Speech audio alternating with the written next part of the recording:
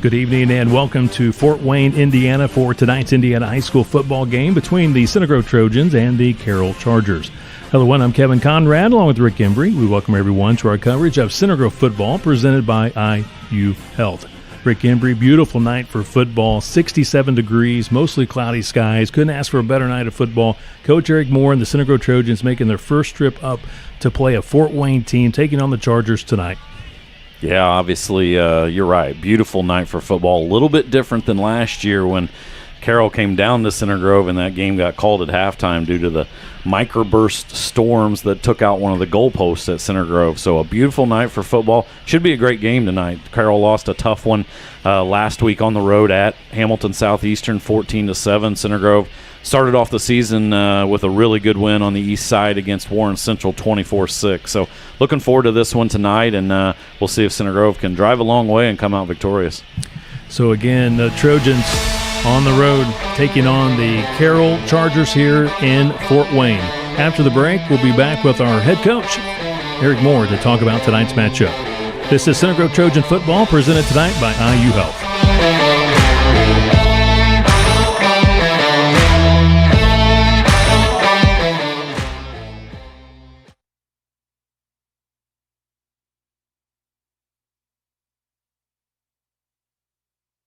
This is the place that's skill built. Here, highly skilled physicians never rest in their pursuit to heal, to comfort, to cure. With these hands, you'll receive nationally recognized heart care and Indiana's most leading-edge cancer care.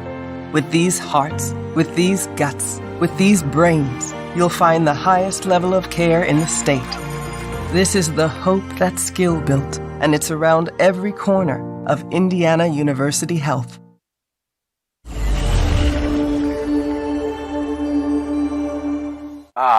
Friday Night Lights. The crowd is here, the lights are on, the hype music is being played. What better way to start the show than your team coming out of the locker room with full energy, ready to take on their opponent? Yes, that's right. Bring down the house with our breakthrough banners. They're a great way to pump up your team and showcase your school pride. Get one of your favorite team today. Stadium graphics. Look like a pro, play like a champion. I have lived in Greenwood my entire life. Born and bred, went to Center Grove High School, proud graduate, go Trojans. I enjoy this community. It's my home, it's growing, it has lots to offer, and I'm excited to be a part of it. At Greenwood, we are a full-service bank. We can handle your needs from simple personal accounts, savings accounts for your family, auto loans. If you need to have a mortgage, we can meet that need. Emily Ribley has been in our office for years and knows the area. Scott Hines is Center Grove. He has lived here his entire life and is fabulous. You're not going to find anybody more local than us.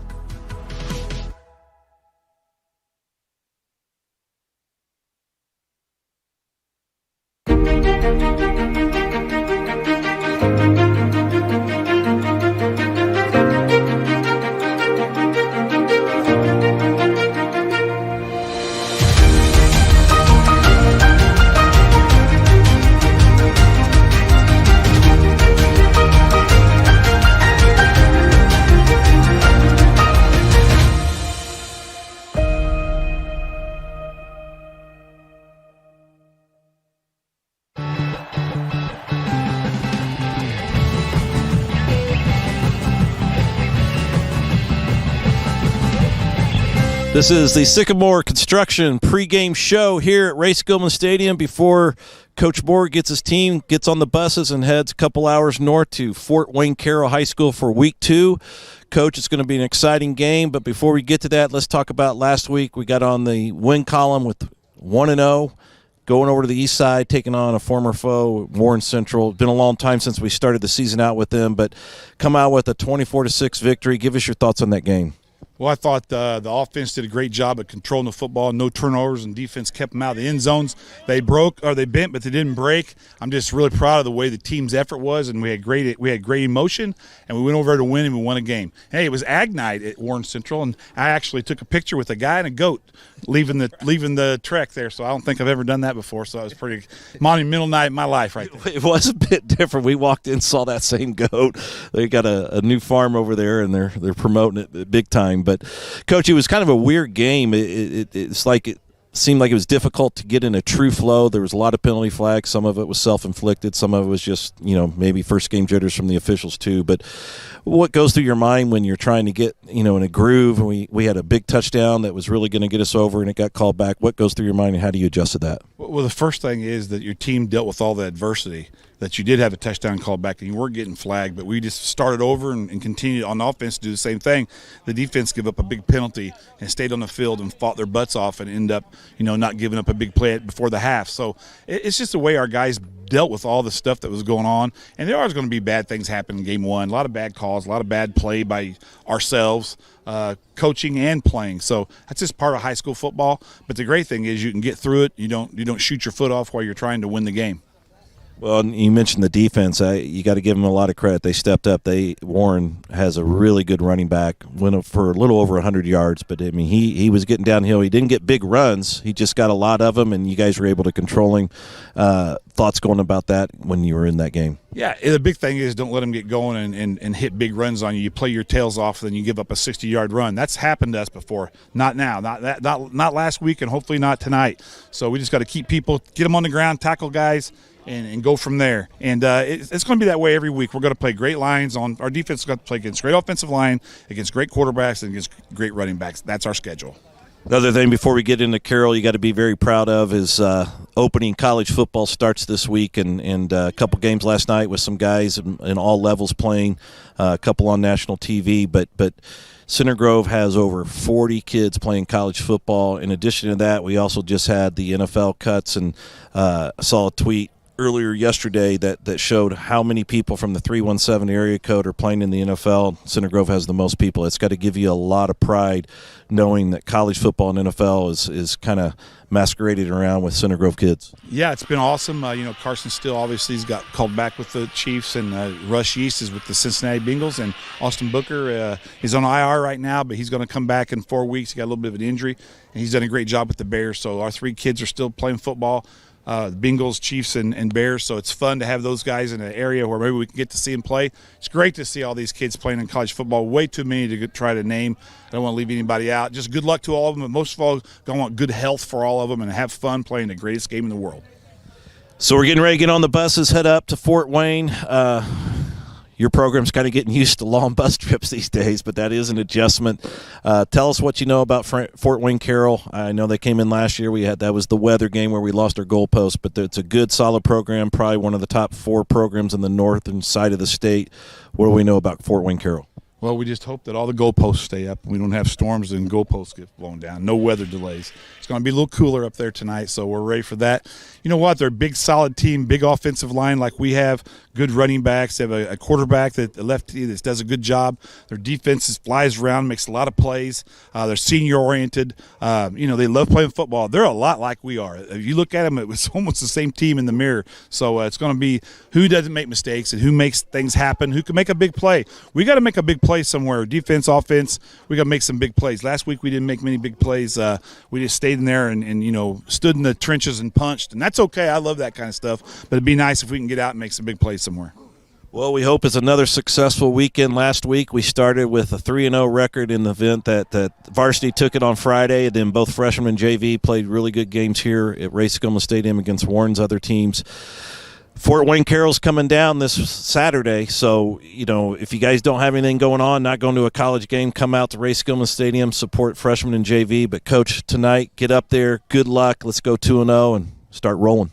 Hey, we're getting ready to hit I-69 all the way to Fort Wayne, Indiana. Never been there for an athletic contest in my entire life. They're just going to open the door and they'll tell me I'm here and I'll walk out. So don't ask me for any directions. But I will say, if you're not doing anything and you got about 6 hours to spare tonight, get on a car, drive up for about 2.5 hours, watch two great high school football programs in a great situation. Carroll's an unbelievable high school. It's really cool that two really good academic high schools can play in such a great sport as football. So get on up there, head to I-69, go on up to Fort Wayne and watch your Trojans beat those Chargers from Carroll High School.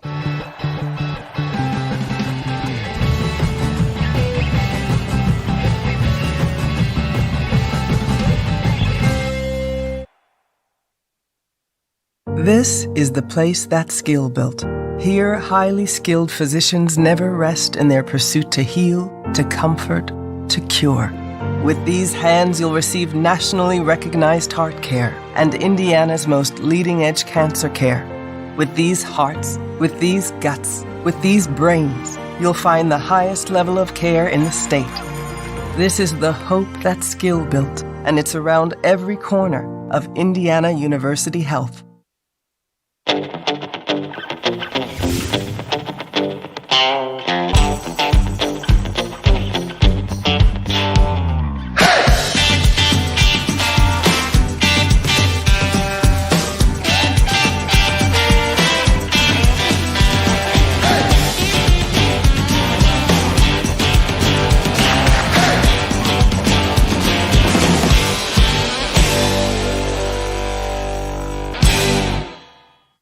Have you ever felt the cold shock of water that's not hot enough? When Dad and Mom, little Sarah and Peter all yelled, "What's happened to the water heater?" Mom knew the answer right away. Call Carter Plumbing for hot water today. The Prince of Plumbing and his magical powers will save the day and bring back hot showers. Hot water today, or it's you we pay. Carter Plumbing will save the day. 859-9999. CartersMyPlumber.com. Some people spend all day washing and buffing their ride to shiny perfection by hand. But you've learned the fine art of delegation.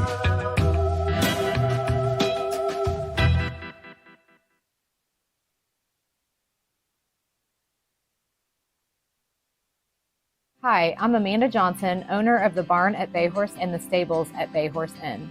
We're proud to support the Center Grove football program and are fortunate to host many sporting banquets, teacher appreciation events, fundraisers, and more. We invite you to the stables at Bayhorse Inn, offering various horse riding lessons and smaller meetings and event spaces. Thank you, Center Grove, for creating beautiful memories and meaningful experiences with us over the last 7 years. Book your next event with us at barnatbayhorse.com and follow us on social media.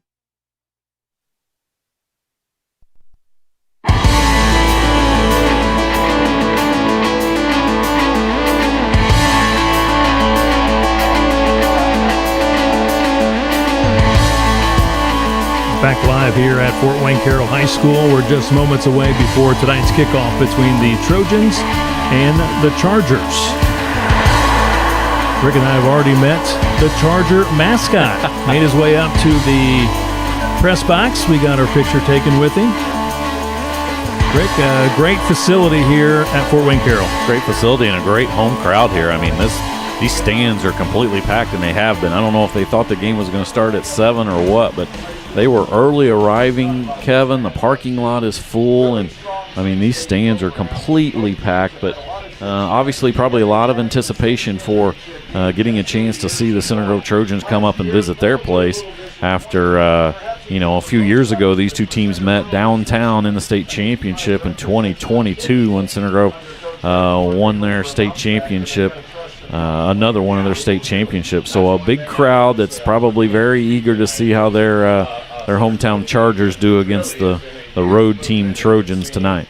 Center Grove, impressive victory last week at Warren Central. Always a difficult place to play. Center Grove got a nice win, 24-6 at Warren Central. And Rick, the Trojans with Oscar Sloan, sophomore quarterback, his debut, the first time starting, and they didn't have to put too much on him last week. Coach wants to bring him along little by little, but it was Nolan Reese and the running game, and of course special teams and defense also played well last week. Yeah, I thought Center Grove's offense really concentrated on that run game, and that's all they had to do. I mean, Warren Central was not stopping them up front. That big offensive line that we'll talk about a lot tonight.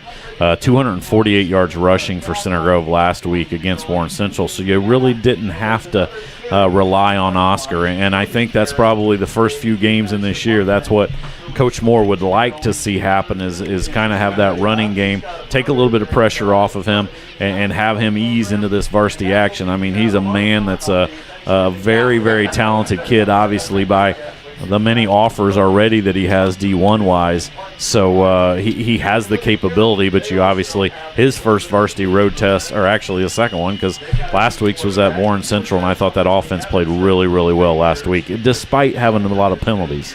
I feel like when somebody says, hey, how well did they play? Well, they played pretty well, but they still had a lot of penalties that kind of shot themselves in the foot, had a touchdown taken away. So there is definitely room for improvement coming into week 2.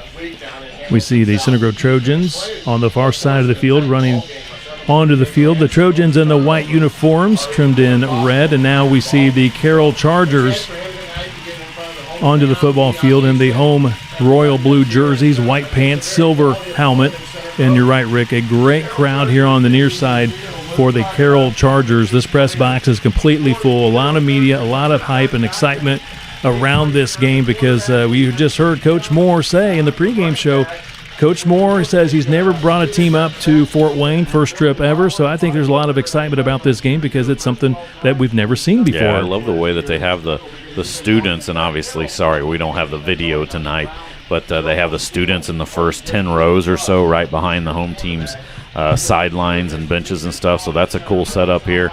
And, I think you're right. You would have expected Coach Moore, maybe not in football, but during some of his track coaching days, that he might have had a team come up here. So it is different, obviously. The team took off at 2:30 this afternoon, Kevin, to come up here, stopped about halfway up to kind of stretch out and eat and do a little bit of stuff there. But it's a long drive. I mean, it's a long drive. When Carroll came down to our place last, about 2 hours and 20 minutes or so coming up here. So that's something that you always worry about a little bit versus a quick 30 or 45-minute drive. It's different, but this is a team that's been through a lot over the last few years, Kevin, with those long road trips, having to play teams in different states and that kind of stuff. So it should be a team that's used to that, and hopefully they can get off to a big start. Captains meeting at midfield. So for the Chargers, as you mentioned, tough loss last week at Hamilton Southeastern, a really good HSC team, lost 14-7. The big bugaboo in that ball game, the Chargers had 4 turnovers, 3 by the quarterback through by interception, and he also had a fumble as well. That's Gabe Freisinger. He is a junior, his first start. So obviously they're looking for improvement from the quarterback play here tonight against Center Grove. Yeah, obviously they had an absolute stud last year at quarterback in Jimmy Sullivan, who's playing now for the Iowa Hawkeyes on Saturday. So that's a big loss for them. So that was Freisinger's first varsity start, and he threw for a lot of yards, Kevin. I mean, 20 completions for 268 yards. But, yeah, it was those turnovers last week. And but you also look at that and go, HSC only beat them 14-7.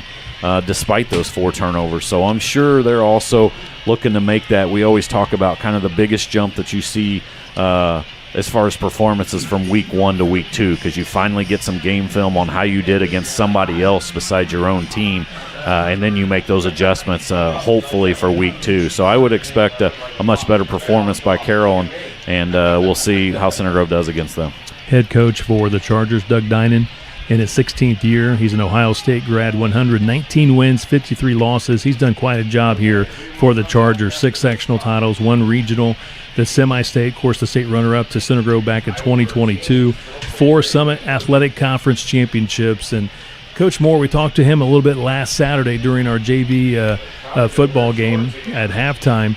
The Northern Indiana schools, a lot of them are playing the Central Indiana schools because they realize the state championship, at least the last, 20-some years, has come through Central Indiana. So Carroll playing Center Grove. We got Warren Central at Warsaw tonight, and other teams are playing teams from Central Indiana from the north, and I think and Coach thinks that's wonderful. Yeah, I think that's a very smart move, and obviously Coach Dine in the last couple years has played HSC and Center Grove, so he's getting an early dose of Central Indiana football. Center Grove getting ready to kick off. That concludes our pregame show, presented by Sycamore Construction. Trojans will kick it off Dallas Cornprobst will kick off for the Trojans, and Coach was really happy with his performance last week with the kickoffs, the punts, and the PATs, and as I give him a compliment, he kicks it out of bounds at around the 15-yard line. Penalty flag comes out, so good field position here for the Chargers to begin tonight's game. Yeah, Carroll's going to take over in great field position at the 35 there. You're right, Cornprobst was really good, not only kicking off but punting the ball as well. But Carroll will take over. Last week, not much at all as far as rushing the ball. I mean, their two running backs ran for 19 yards combined. So it was all through the air. HSE really made Carroll a one-dimensional team by stopping that running attack. Obviously, Freisinger had a good night as far as passing yards, but kind of had the turnover bug in it, and we'll see now. Center Grove can make the same thing. Can you make them a passing team and see if Freisinger can beat you? Gabe Freisinger, 6'2", 195-pound junior quarterback in shotgun formation, 4 wide receiver set, 1 single back. He's throwing. He's a lefty, southpaw, completes the first pass, gets away from the initial tackler, take it down at midfield at the 50. Good start here for the Chargers. He finds on the completed pass Carter Irons. Nope, make that Mason Ballman. He's a senior wide receiver. That's what you can't do. You can't miss tackles. That 4-yard gain turned into 12 because you missed a tackle. Football at the Charger 49. And now they go to the ground game. No gain, maybe a half a yard, and that's it. Still shy of the 50. It's at the Charger 49. Yeah, good job by that front four for Center Grove, specifically Kobe Cherry was the one that tackled Lauer for, right at the line of scrimmage, and that might have been a gift as far as the spot there. 2nd down and 10 for the Chargers. Quick throw. Ballman makes the catch here on the near side. He's out of bounds. Picks up 8 yards. Yeah, if you're going to get the quick hitters like that, Center Grove defensive linemen going to have to get the hands up. They did a really good job last week against Warren Central of getting those hands up and getting a lot of deflections, especially early right there. It clearly looks like Freisinger going to take a quick 2 or 3 step drop. He's already in the shotgun and just try to get rid of it quickly. 3rd down and 2 for the Chargers. Empty backfield. He's throwing. He's under pressure. Scrambles left. Keeps his eyes down the field. Throws it out of bounds here on the near side looking for Ballman. Incomplete pass. 4th and 2 for Carroll. Yeah, no indication yet that they're going to bring the punt team out. But a good job. Pressure by that front four, and specifically the freshman, Carson Sloan, number 96, getting after the quarterback, flushed him out of the pocket, forced the incompletion. Looks like Carroll's going to go for it. You got to make sure they snap the ball and you don't jump to give them a free 1st down. Sloan last week in his first game, varsity appearance. He's a freshman, 7 tackles, almost Lincoln Bright, almost got in the neutral zone. No flag. They did the hard count. Let's see if they're going to snap it or not. 3 on the play clock. No, they're not going to snap that. They were just trying to get the Trojans to jump. And Bright was nearly in the neutral zone, so a timeout called by Coach Dinan. 4th and 2, football at the Center Grove 43-yard line. Yeah, and you see Freisinger taking his helmet off now, Kevin, so they'll get the punt team out. Good hold initially for the Trojans. Corbin Dempsey probably going to be punting for them. He had a really good night last week. Almost 44 yards a punt on 6 punts last week. Wasn't Dempsey the great kicker for the Saints back in the day? With the half the foot, Kevin. Yes. He had the 63-yarder that stood for many, many years. Tom Dempsey. This is Corbin Dempsey, 6'4", punter. He's also the kicker, junior. Drake McClurg will return for the Trojans. He sets up at his own 10-yard line. Center Grove only got 10 guys out there. Yeah, now they get the 11th guy to come out.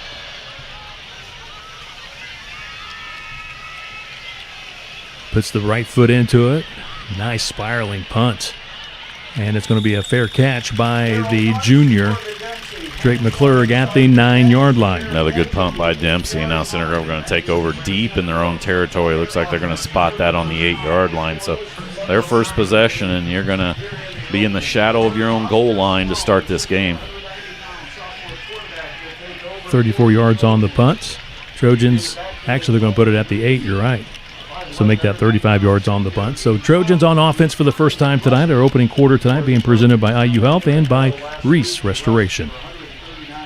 And we do see Nolan Reese in the backfield as the sophomore quarterback, Oscar Sloan, is in shotgun formation. Reese takes the handoff, and he was brilliant last week for the Trojans in the win at Warren Central, and he finds a few yards up the middle to the 11-yard line, give him 3 yards. Yeah, Reese, 20 carries, 139 yards, 2 touchdowns last week. A really good job by, obviously, that big offensive line with C.J. Cyphers, Brady Weber, Charlie Mandebach, Lincoln Madden, T.J. Knight. You gave him about 4 on that, Kevin. Sloan throwing to the far side of the field. The Center Grove sideline completes to McClurg.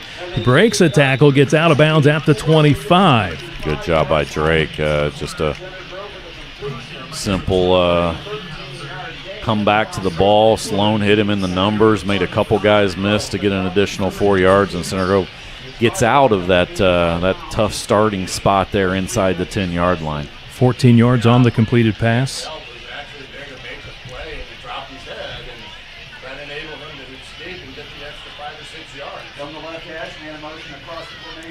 35 yards receiving last week for McClurg. We'll see our first flag of the night. Yeah, and that's unfortunate because Reese, big gain out to the 47-yard line, but that's going to come back, and that was the biggest problem last week, Kevin. They offense kept shooting themselves in the foot time and time again with penalties, and right there you just negated a 22-yard rush from Reese. Pretty good chunk of jersey there. Holding, offense, 10 yards from the spot of the foul, remains first down. So it will remain first down. Spot foul, 10-yard penalty. Yeah, he writes Reese had a heck of a run. It was another first down. He was near midfield before they brought him down. Yeah, big hole there. I guess there was a reason why there was a big hole. It was called by the guy in the middle.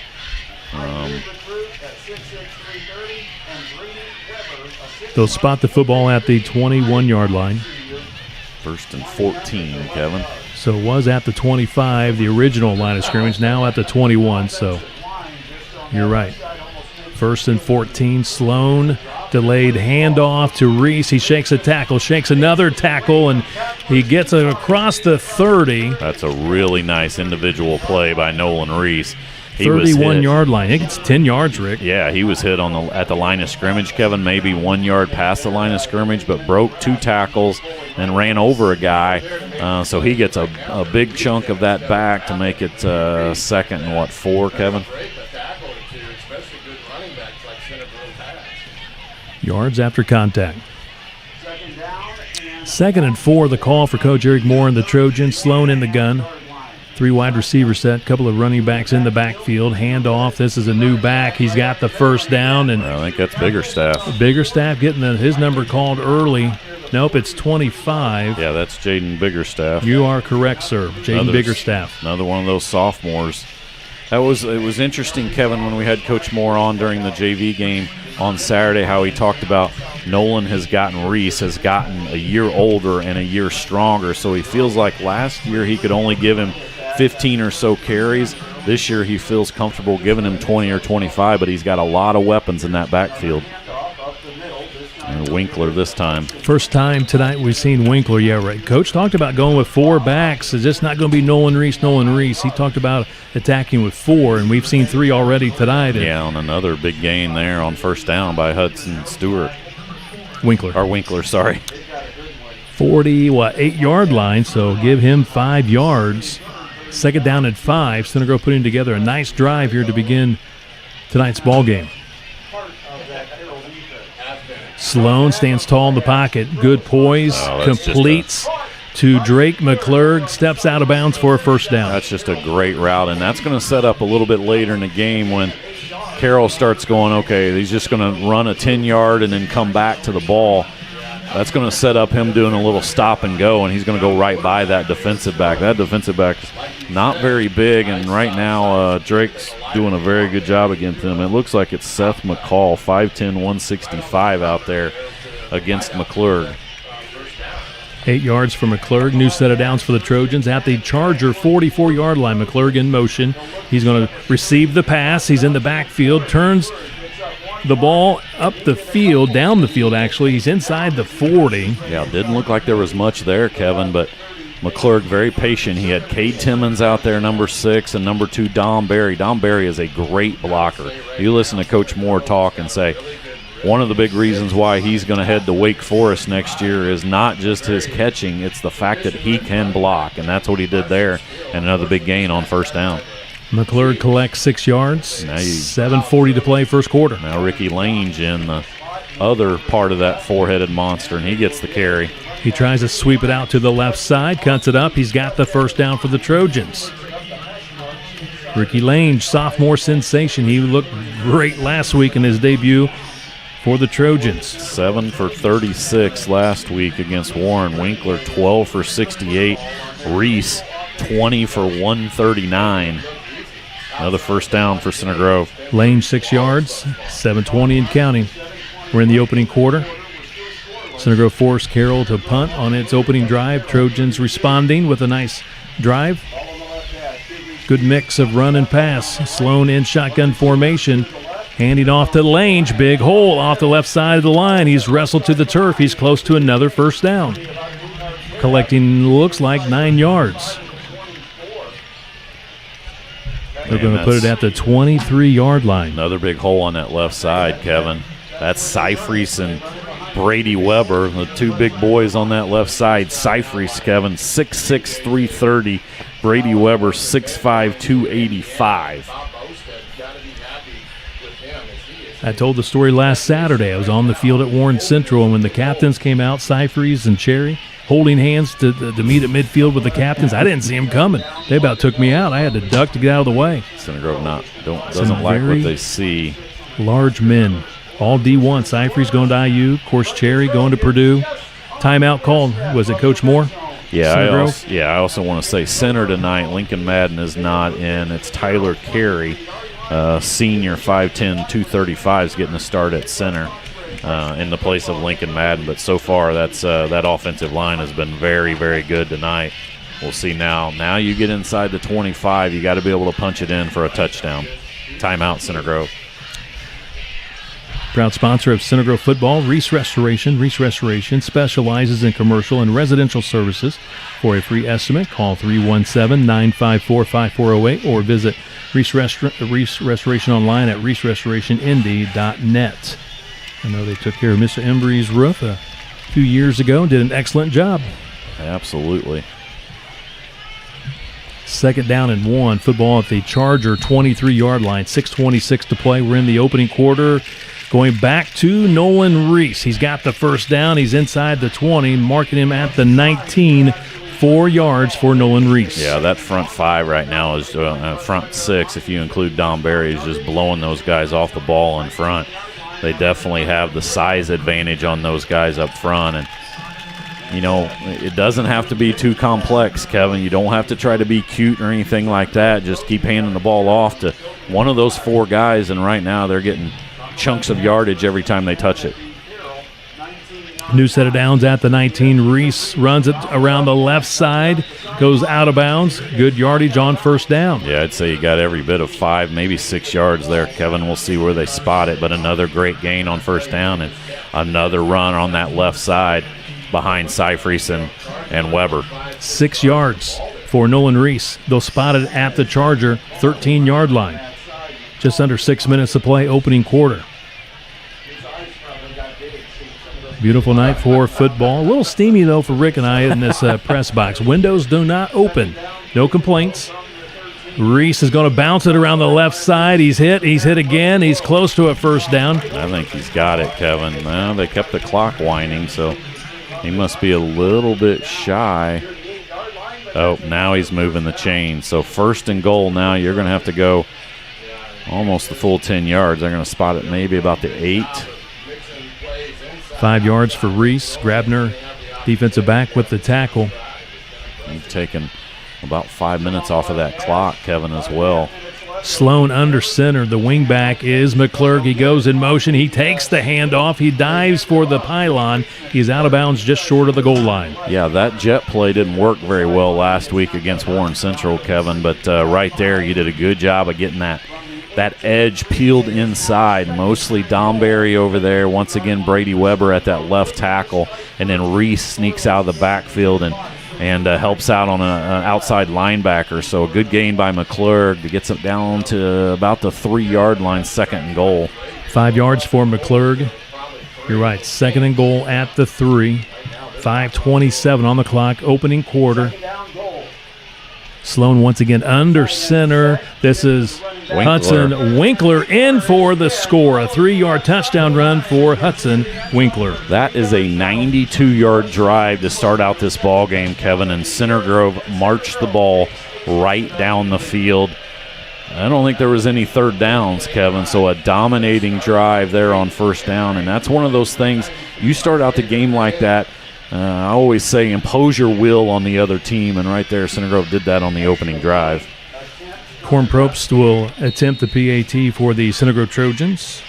Dallas last week was 3 of 3 on PATs and had 1 field goal against Warren Central, and he is good here. So 7-0, Center Grove strikes first here against the Carroll Chargers. 5:25 left to play. Again, Hudson Winkler on a 3-yard touchdown run, and Ricky had 1 touchdown last week against the Warriors. So Hudson, a junior, off to a great start. Well, we saw all 4 of the guys on that drive, Kevin. Reese had probably the most carries, but Biggerstaff had a couple carries. Ricky Lange, a talented sophomore, and so was Biggerstaff. Both those guys sophomores.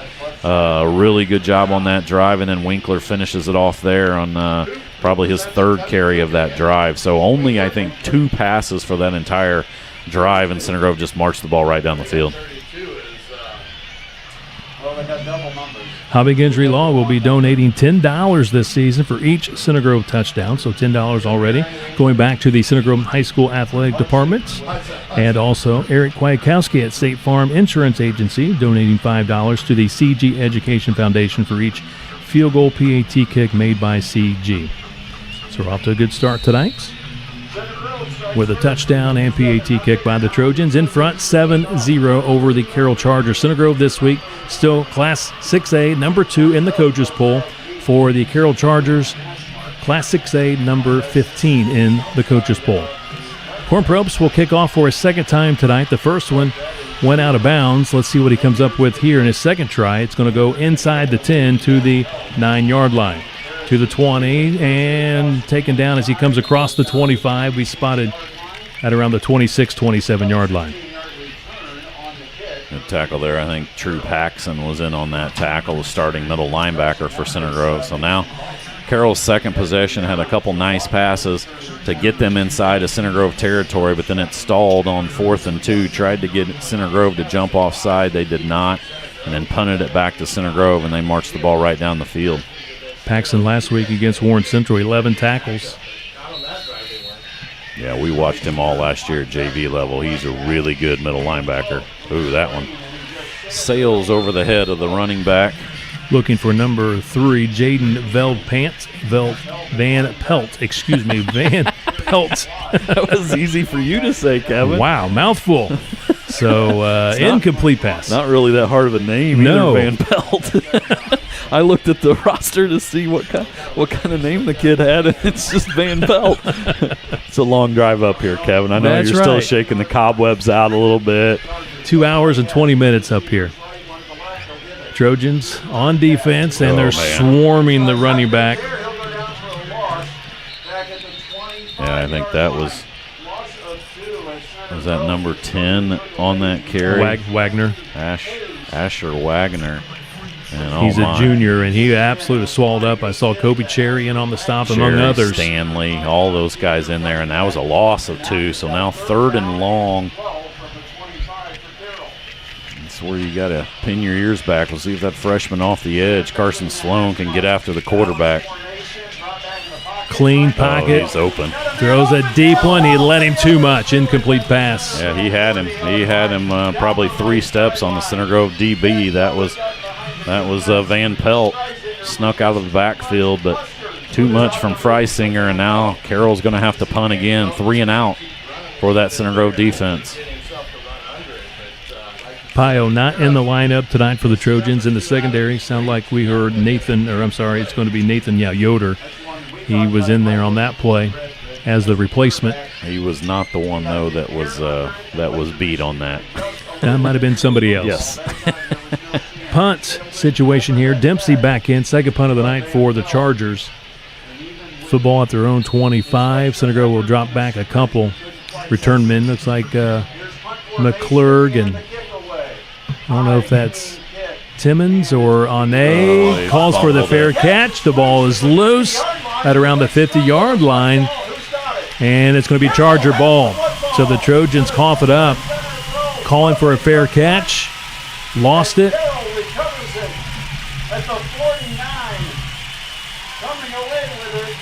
That was not Timmons. Charlie Ane. Yep. Was the one that called for the fair catch. I mean, that one lost it, and it's recovered by the Chargers. When you have to come up 10 or 15 yards to come get that ball, it's almost better for you to just let it drop. And right there, you're dominating the game. You're going to get the ball back a little bit shy of the 50-yard line, and now you give the opportunity right back to Carroll to try to get some momentum in this first half. At the Carroll 49, Chargers with a break. Lefty, Freisinger, pass across the middle to Van Pelt. He's to the 20, 15, good speed, 10, some blockers. He's going to score. Touchdown. Exactly. Just like that, you get him back in the ball game. 51-yard touchdown pass to Van Pelt.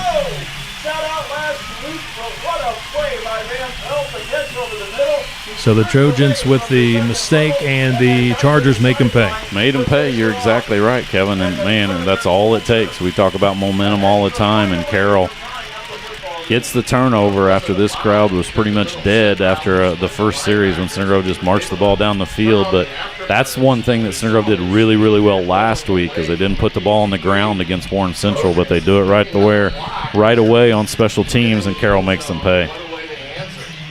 Dempsey to attempt the PAT kick to try and get this game tied up. Good snap, the hold. Kick is good. We're tied 7-7.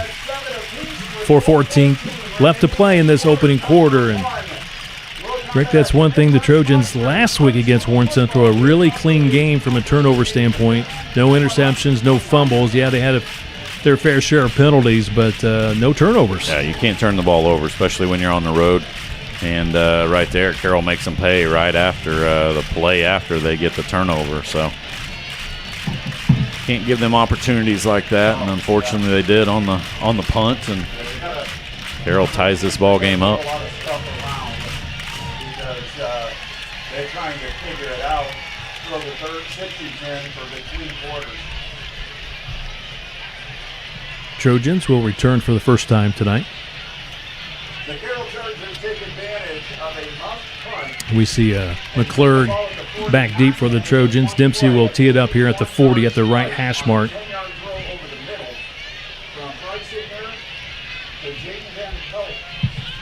Week 2 of the 2025 season. Center Grove's home opener next Friday, hosting the Marion Giants. Another new team on the schedule, Kevin. Dempsey put his right foot into it. Drives it back just inside the 5 at around the 3. It's that Ricky Lange. Who bobbled the kickoff. And he did drop it. He does get possession, but it does slow down his return. He just gets it across the 10. So, again, Ricky Lange, sophomore, having some difficulty with the handle of the football. And they're going to put it, Rick, at the 12-yard line. Yeah, so you take over again, very deep in your own territory on your own 12. You kind of muff that kickoff catch, and that's why you have 3 phases to the ball game, Kevin. And right now, Center Grove in the special teams category has not been very good here in the first quarter. Sloan in the gun, fakes the handoff, goes to Dom Berry, the D1 commit to Wake Forest, and he gets it to the 25-yard line. 13 yards for the senior, Dom Berry. Really nice job of blocking out on the edge by Cade Timmons, the wide receiver. That's one of the things we heard a lot in preseason camp, Kevin, was how good that Timmons is out on the edge. Timmons and Eli Williams, number 84, both those guys really good down the field blocking, and right there you saw it, and Dom Berry picks up 13 and a first down.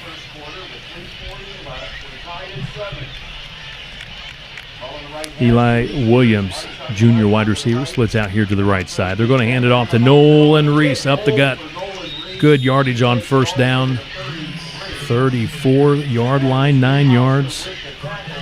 Well, and that's what you get whenever you got them spread out like you do. When you bring in 3-4 wide receivers, those DBs, those linebackers, safeties have to shade that way. Well, when that happens, you're man-on-man on that guy in front of you, and I'll take my chances with that massive Center Grove offensive line all day against everybody else on their schedule. 3 minutes to play first quarter, 7-7 tie. Second down and 1. Trojans from their own 34. Back to the ground game with Nolan Reese. He does pick up 3 tough yards. He stood up as he picks up those 3 yards. Good tackle made by Eli Newhouser. He plays on both sides of the ball. Linebacker, tight end, scored a rushing touchdown last week against HSC. He's one of their best, if not the best player on this Charger team. He's a junior, 6'3", 230. He had 13 tackles last week as well at HSC, so really hard-nosed kid, and like you said, plays both ways. New set of downs here for the Trojans. Biggerstaff, second carry of the night. Really got to do a good job of holding on that ball. You saw that Carroll defense pulling and tugging at that ball. So, instead of trying to get that extra yard or 2, you need to make sure you cover that up. Still picked up 5 yards from Biggerstaff. Coach Moore will take that every time. Oh, absolutely. On first down, 5 yards. Gives you so many more options there on second down. You can go play action and see if Oscar can throw it out to his wide receivers or just continue to run the ball. Sloan stands tall in the pocket, fires, completes, and it's going to be a first down for the Center Grove Trojans. Finds Cade Timmons, the senior wide receiver. Timmons' first catch of the year. Good job of just sitting down in the middle of that zone defense, and a really good job once again by that offensive line. Mandabach, TJ Knight, Tyler Carey, as well as the 2 we've talked about already, and Weber and Seifries. 10 yards for Cade Timmons. First down for the Trojans at the Carroll 48. A little bit of a high snap. Sloan handles it, hands it off to Reese. Sometimes that does disrupt the timing, but the Trojans still get a positive play with Reese running the football to the 44, 4 yards for Nolan Reese. Yeah, that's something you worry about, though, Kevin, is the new center there snapping the ball, and sometimes that high snap or a ball that doesn't get right back to the quarterback, it messes up the timing. Fortunately for Center Grove, they still were able to pick up 5 yards on first down. Clock already at 1 minute left here in the first quarter. Actually, they'll put it at the 43, so give him 5 yards. Play action. Dom Barry with the reception. He runs for the first down. He's chopped down just shy of the 30. He'll be at the 32. I like that play call. You just sneak Barry out from that slot position. Aiden Francis, number 14, out there blocking on the edge, and another big gain. And Center Grove back down inside the 35-yard line now of Carroll. Marching the ball down the field again. Now you got to punch it in the end zone. No turnovers. Don Barry collects 9 yards.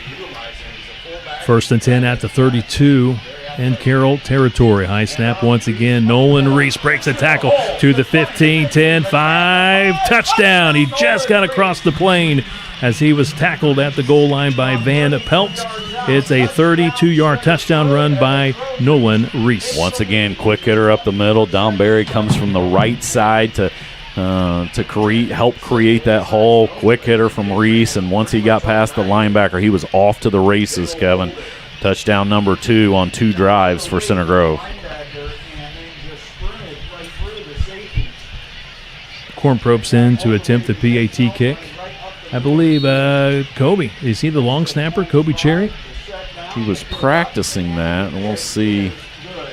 No, it's not him. It looks like it's number 37, maybe. Aaron Smith from the junior varsity. He's a linebacker. We saw him last Saturday in the junior varsity game. Played really well. And he got a special teams turnover last week. He recovered a muffed punt by Warren Central last week. So I think it was him. We'll verify that. But Center Grove responds after that Fort Wayne Carroll touchdown pass and marches at this time 88 yards, Kevin. So a 92-yard drive and an 88-yard drive the 2 times that Center Grove has touched the ball on offense. 14-7, Center Grove in front. Cornpropes did put that one through. Reese Oliver with the hold. So great response by the Trojans. Really moving the ball at will on offense. Yeah, they are, Kevin. Obviously, you look at the scoreboard, and it's not as big of a score as what you would have liked because of that muffed punt, and then Fort Wayne Carroll took advantage. But your offense right now is clicking on all cylinders.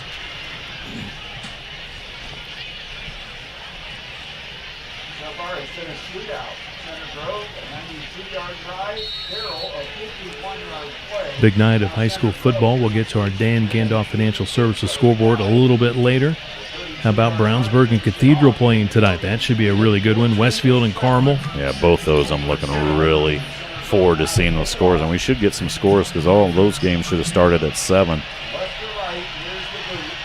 Cornpropes line shots on the kickoff inside the 20, down the sideline. Good return here for the Chargers.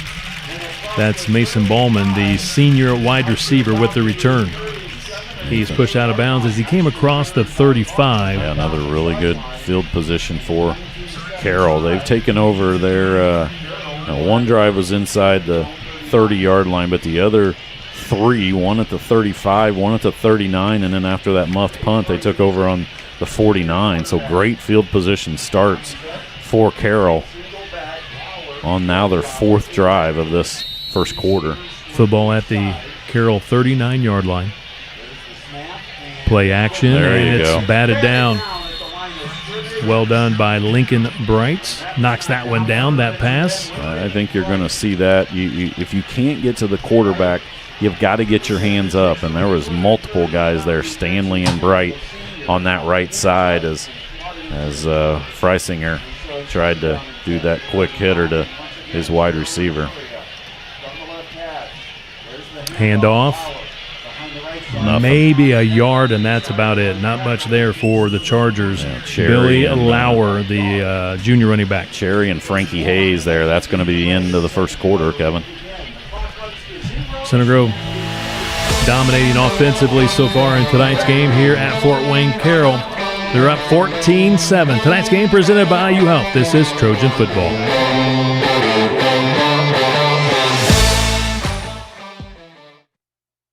This is the place that's skill built.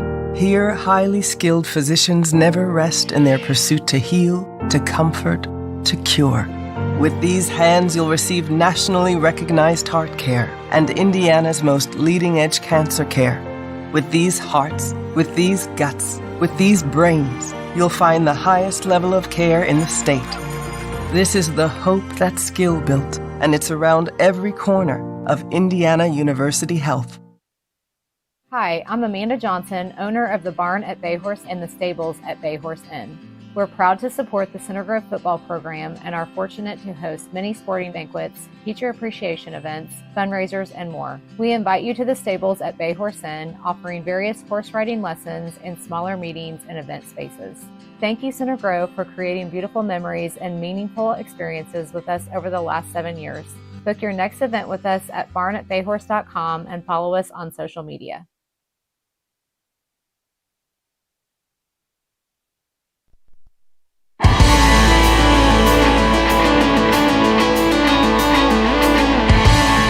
Second quarter underway. Center Grove leads Fort Wayne Carroll 14-7. Kevin Conrad, Rick Embry with you tonight. About 2.5 hours north of Center Grove. Passing Chargers complete at the 50. Van Pelt with the reception. Taken down at the Trojan 49. It's enough for a Charger first down. Yeah, too much time right there that Center Grove did not get to Freisinger. He got to just sit back there and they were able to get it to Van Pelt, their main guy there. Now change it quarterback for Carroll.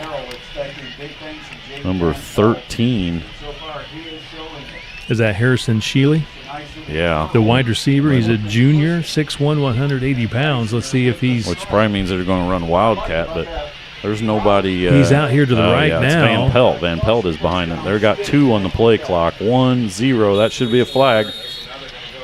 Lincoln Bright made sure the official saw the... A lot of confusion there after you get the first down throw to Van Pelt. Then you saw the quarterback, Freisinger, come off the field, and they were just going to run Wildcat with Van Pelt, and too much time to get that play in. They still have Van Pelt in there to get the snap with to 28, Devon Quixote behind him.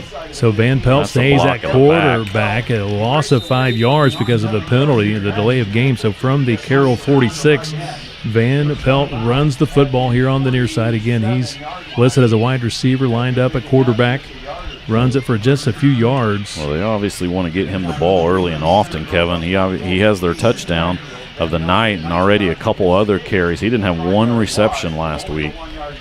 Now back to Freisinger, the original quarterback. Another deflection by, this time, Kobe Cherry at the line of scrimmage. So it's 3rd and 14 after that incomplete pass. Again, Freisinger, their starting quarterback, back at QB.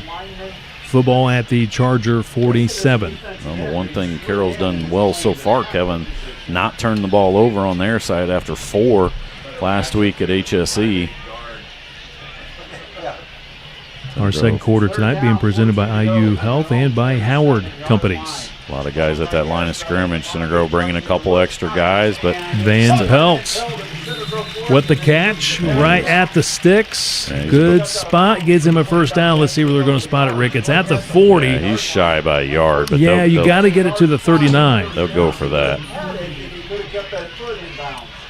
13 yards for Van Pelt, so it'll be 4th and 1 for the Chargers.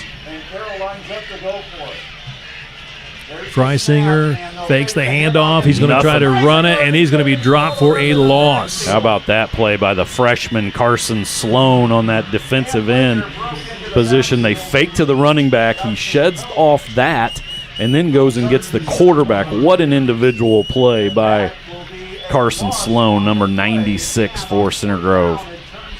Freisinger had negative, 31 yards last week against HSC, so he's not known to run the football, and he loses a yard here, and it's a turnover on down, so Center Grove takes possession.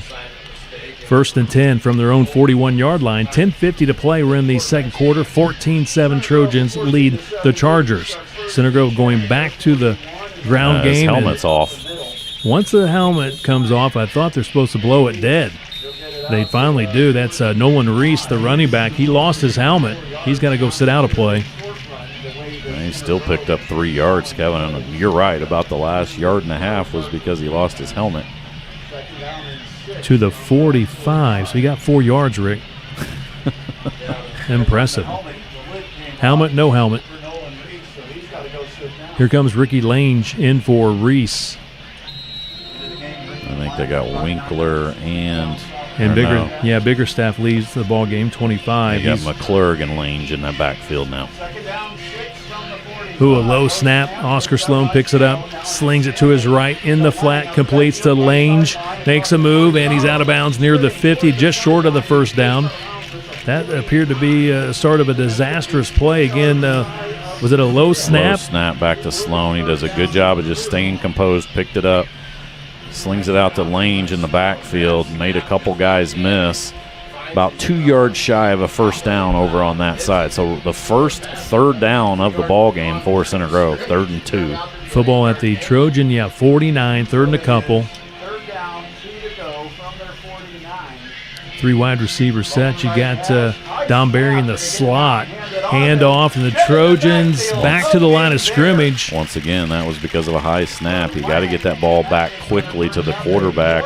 He had to jump for it. Lange then had to hesitate. Center Grove going to go for it, though. They didn't get hardly anything on that one. Still 2 yards shy.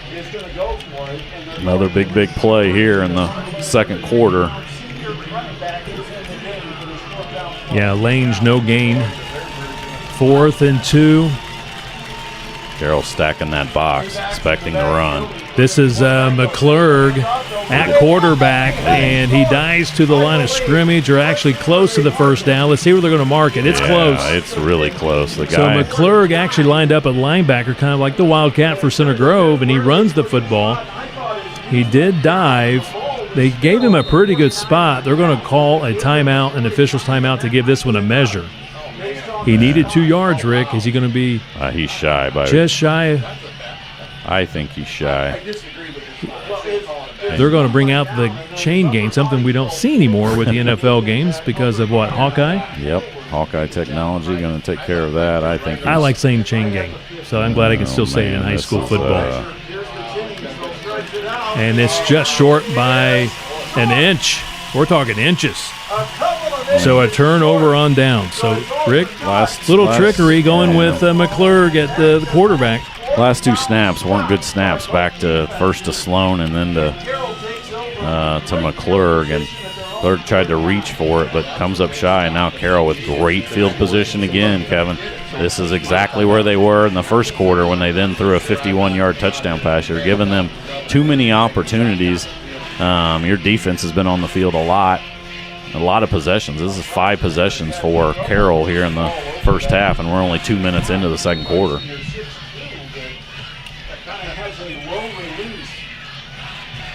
Freisinger in shotgun formation, drops.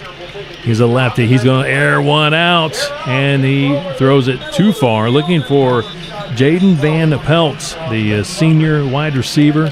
He's been good tonight, but that time he let him too much. Yeah, I got a flag in the backfield as well. We'll see what that one is. That's going to be a hold.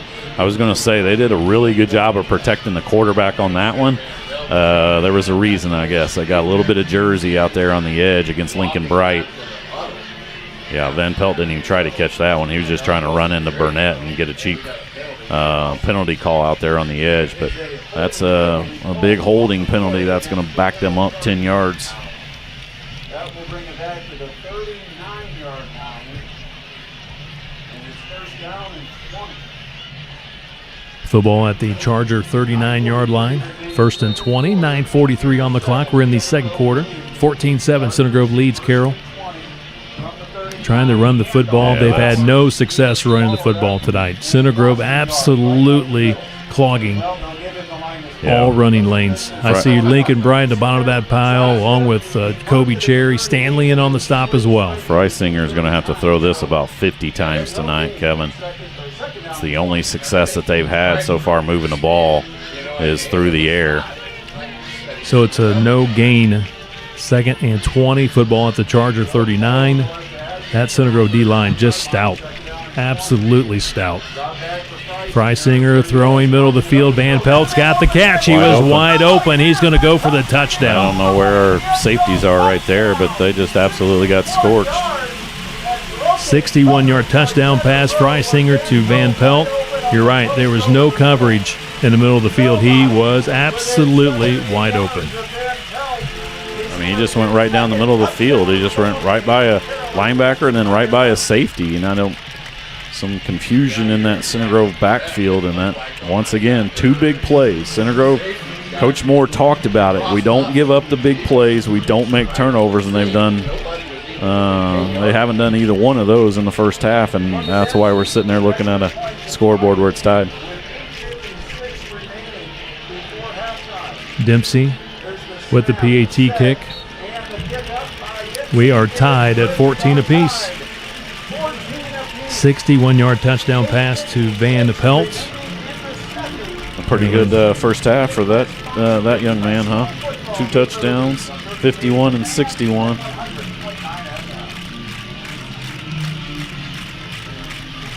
Center Grove football being presented in part by Howard Companies. Howard Companies, formerly known as Harding Group, has been serving the Midwest since 1960 as a leader in asphalt paving and maintenance. It has grown from a single company paving driveways to a diverse group of companies. Howard Companies has been providing the best in customer service, materials, and all things pavement related to Central Indiana for more than 60 years. Pavement Magazine consistently ranks Howard Companies in the nation's top 10. Howard Companies, proud to support Trojan football.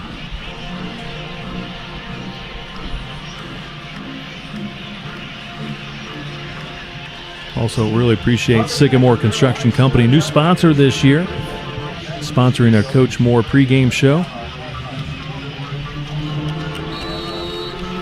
Sycamore Construction, empowering your success. For more information, give them a call, 317-446-4914. Visit them online at sycamoreconstructionllc.com. Nice kick into the end zone by Dempsey there, so Center Grove going to take over again. Starting field positions for Center Grove have not been good here tonight. First 2 drives, they drove it right down the field. Last drive, they got stopped on 4th down at the midfield. They're going to have another long touchdown drive here.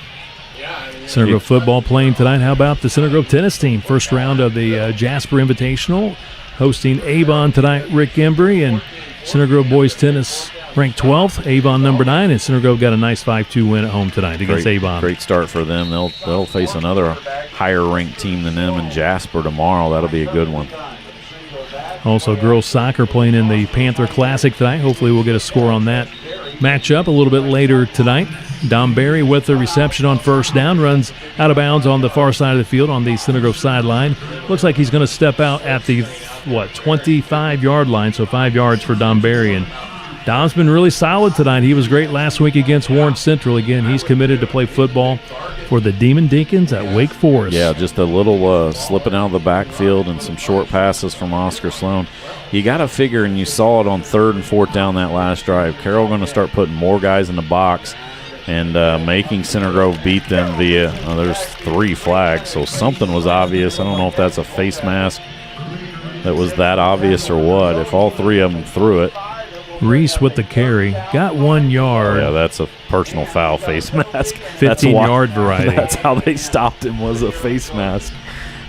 When you saw 3 of the 5 officials tonight threw the flag, Kevin, you knew that it was something fairly obvious. So that's a 15-yarder on the end of that run, and Center Grove now gets it all the way out to the 41. But you got to figure they're going to start stacking the box a little bit and seeing if Oscar can take some shots out to his wide receivers. He'll place the football at the 41, 1st and 10, 8:45 to play first half. We're tied 14-14. Sloan in the gun. Hands off to Nolan Reese. Nope, that's going to be Winkler, Hudson Winkler, already 1 touchdown tonight. He is tackled at the 45. He collects 4 yards. Good gain again on first down, 4 yards. That time by Winkler.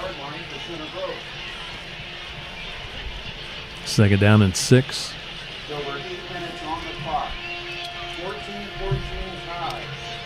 Sloan, once again, high snap, hands it off, puts on the brakes. And again, we've seen that in the last 2 series, Rick, the high snaps, just kind of throwing the timing off. It 100% is, and we talked about this the last few years. When you have that, your running back has to stop. He's not able to get that ball quickly from the quarterback. He has to stop. His momentum stops. It gives that defense another, split second or even 1 or 2 seconds to shed that block and cover up that hole, and that's exactly what's happened. And now Center Grove in another 3rd and 5 situation. Eli Williams, junior wide receiver, brings in the next play.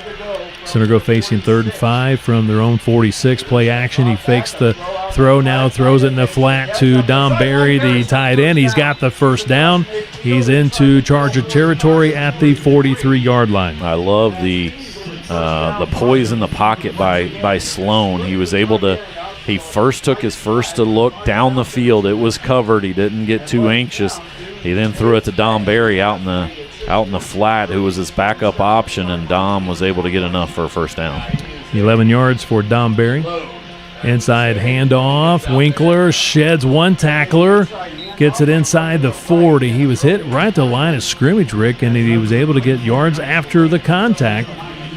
Yeah, We're going to put it at the, 30, between the 38 and 39-yard line. Yeah, that was number 7, Austin Roars, who was out on the edge and was in good space there to tackle Winkler, but he tried to tackle him up a little bit too high. Winkler, really powerful lower body. He was able to shake that tackle and pick up 3 or 4 more yards. So good gain on first down, 5.5 for Center Grove.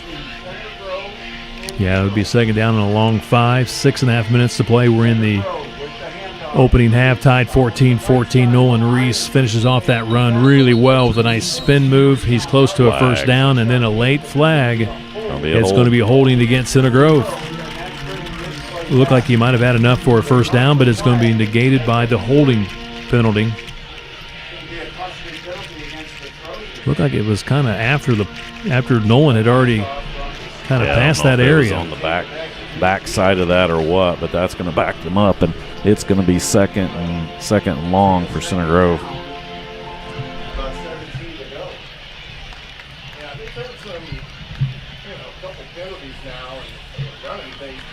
Football all the way back to the Carroll 48-yard line.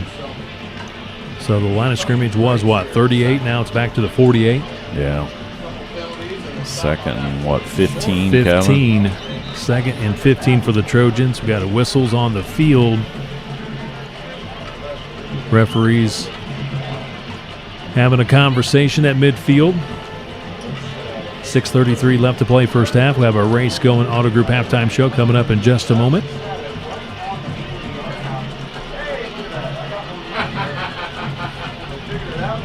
Once again, a really good crowd here on the near side for the Carroll Chargers. Center Grove up far side, considering 2 hours and 20 minutes up here, not a bad crowd. We've seen better. Labor Day weekend, kids got Monday off, but I'm very impressed with the facilities here. Not only the football stadium, but nice, compact. You got the baseball and soccer and softball fields right here that we can see as well. So nice facility. First time I've been up here.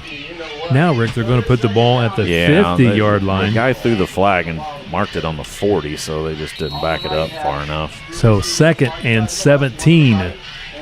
Sloan play action, going to throw one down the right sideline. McClure comes back to it. Did he make the catch? He made the catch and the flag. And there's a flag. He was interfered with. The defender ran into McClure. He had to stop for the football. What? He makes the catch and was interfered with. Number one, what a great catch by Drake McClure. And how about that little flick from Oscar Sloan that goes about 40 yards and says, hey, Drake McClure, great wide receiver, go make a play. And the DB was beat, came back and interfered with Drake, but great concentration. He makes the catch for a, what is that, 37 yards wow. At the 13-yard line. So much for the 2nd 17 for Center Grove. McClure erased that quickly. Well done by Drake McClure. Inside handoff. Ricky Lange, the sophomore, inside the 10. Tackled at the 9. 4 yards for Ricky Lange. Man, he's just got that extra little burst, Kevin, and you can see if he gets one broke in the open, he's gone. But, man, he just scoots on the ground there, and obviously right there, not much effort, and he still gets 5 yards. 2nd down and 6. We're inside 6 minutes to play, second quarter. Tied 14 apiece. Sloan, hand off to Nolan Reese. Stopped at the 6. 3 yards for Nolan Reese, the senior running back. This is the last drive where Center Grove kind of stalled a little bit. 3rd and short, and they weren't able to pick up 2 yards. This time it's about 3rd and 3. Looks like you got a heavy backfield with Winkler, Reese, McClure in the backfield now, along with Dom. Now McClure goes to the wing, so double wing here with Reese behind him. McClure in motion. He takes the handoff, turns it up, looks for the end zone. Touchdown, Drake McClure. 6-yard touchdown run for Drake McClure around that right side. You're right, they went quick, double wing back and a quick snap, and McClure runs it in for the score. Yeah, so much better running that tonight. You're able to seal that corner. You got Reese over there along with Dom Barry. Barry at the wing-back position, and then Reese on the running back gets in front of McClure, and McClure, once he turns the corner, just is able to scoot into the end zone for a touchdown. Center Grove back in front, 20-14. Corn Probst in to attempt the PAT kick. Good snap, the hold, the kick is good, and Center Grove leads at 21-14. So, Rick, the Trojans not struggling offensively tonight, just giving up a couple of big plays defensively. Well, and one special teams big mistake is what caused the one touchdown. So, yeah, Kevin, they've had a 92-yard touchdown drive, an 88-yard touchdown drive, and now an 80-yard touchdown drive so far in this first half. Big play on that drive, obviously, was the 37-yard pitch and catch on 2nd and 17 from Sloan to McClure that got the ball inside the 15-yard line, and then 3 plays later, Center Grove gets in the end zone. So with Drake McClurg with that touchdown and big reception, it's time to give a call out to his mom, Tiffany McClurg, one of our great sponsors. Well, great sponsor, and obviously the athletic genes in the family. Correct. Way more than his father, Eric. So, yes.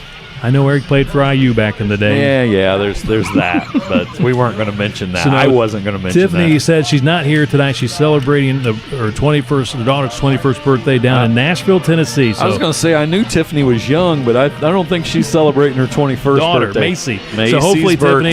Tiffany, you're tuning in and listening from There we Nashville. Drake just scored a great touchdown to put Center Grove back in front, but no, she's with. And happy birthday to Macy down that's there. right. Living their best life at the University of Tennessee. Great deep kick by Cornpropes there. They take it on the 3-yard line. Good coverage, Center Grove. This is going to be by far their worst starting field position for Fort Wayne Carroll on about the 20. Better coverage by the Center Grove special teams. You're right. Good kickoff, good coverage. Let's see where they're going to put this football down. Right around the 20-21 yard line. 5 minutes to go. We're in the second quarter. One of those situations, it feels like your defense has played pretty well. There's been a lot of negative plays, but then boom, those two big plays, the 51-yard touchdown pass to Van Pelt and then the 61-yard touchdown pass to Van Pelt. So number 3 is the guy you've got to keep an eye on if you're Center Grove, and that's interesting because Sheely was the one last week that had the big numbers. Freisinger from the gun throws an absolute dart, completes the pass. Logan Heath, senior wide receiver, makes the catch at the 26-yard line. Boy, he put something on that one, didn't he? Yeah, he did. 6-yard completion. Second down and 4. Carroll not huddling, going a little bit faster. Van Pelt, he's been the top target tonight with the catch. Rumbles and stumbles down the sideline to the 41-yard line. First down for the Chargers. Well, and so far to me, Freisinger has been pretty good tonight. I mean, very solid. We have not seen the turnovers that plagued him last week against HSE. And when Fort Wayne Carroll goes quickly, Center Grove's defense has not been as responsive. 15 yards on that last completed pass. Why not go right back to Van Pelt for another completion? He steps out of bounds. And it's just quick at the hitters. 46. Yeah. That's 5 yards. Snapping it to the quarterback in the shotgun. He's taking about one step back and then boom, getting it out, which limits greatly what your rush can do. But that's why your rush has to get their arms up to get some deflected passes. Center Grove had several last week, and this is what they do here. Almost got the interception. That's Sloan. He bats it down. I think it was Sloan that got it. Yeah, he batted it down, and then he was hoping that it would stay on the backside of one of the Carroll's offensive linemen, but it just touched the turf before he could grab it. Almost got an INT. Sloan had several batted balls down last week in his debut. He's a freshman against Warren Central. He's got really good size, very athletic. Pass is complete. Here to the near side, Logan Heath, senior wide receiver. First down for the Warriors into Center Grove territory at the 47-yard line. Yeah, not as much on this left side. 7 yards. Bright's not getting to the quarterback. He's got to get his arms up to try to knock those down because, yeah, they're just looking quickly to Van Pelt. Van Pelt getting a quick breather. 4:10 and counting here in this opening half. Freisinger going deep and overshoots him. Incomplete pass. Harrison Sheely, the intended receiver. He had a step that time.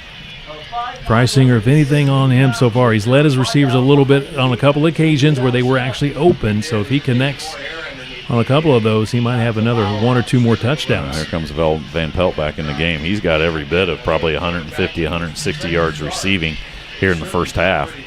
Number 3. Second down at 10 at the Trojan 47. Freisinger's going to try to run again. He had very bad numbers last week. Got the ball. Are they going to say fumble or was he down? They're going to say he was down. Man, I thought Cherry had that one. Obviously, we don't have the benefit of a instant replay tonight with the audio only.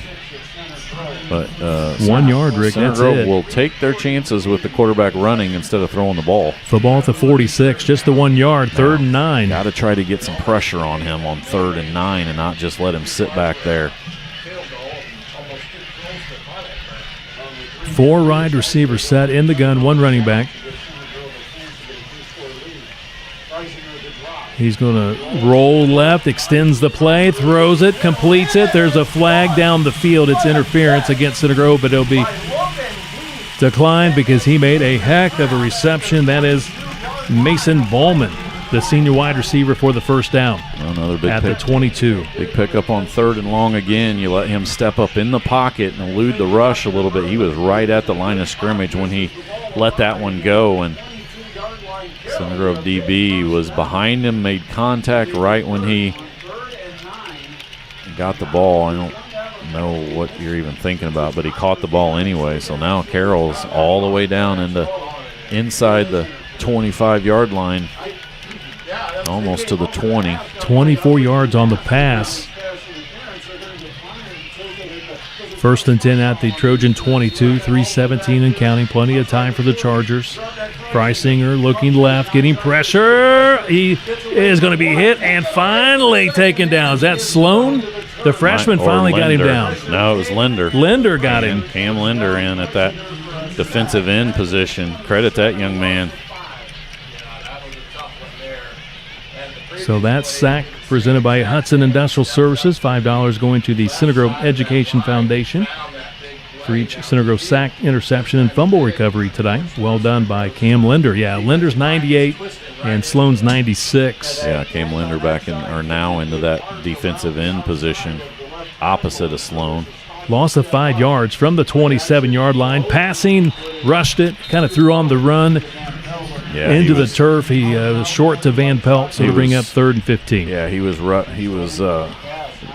rolling to his right, and as a left-handed quarterback, very difficult to make that throw across your body. And yeah, he short-armed it to Van Pelt. Van Pelt was open again, but now 3rd and long situation. We'll see if Center Grove can get some pressure on the quarterback and hopefully get a stop here on 3rd down.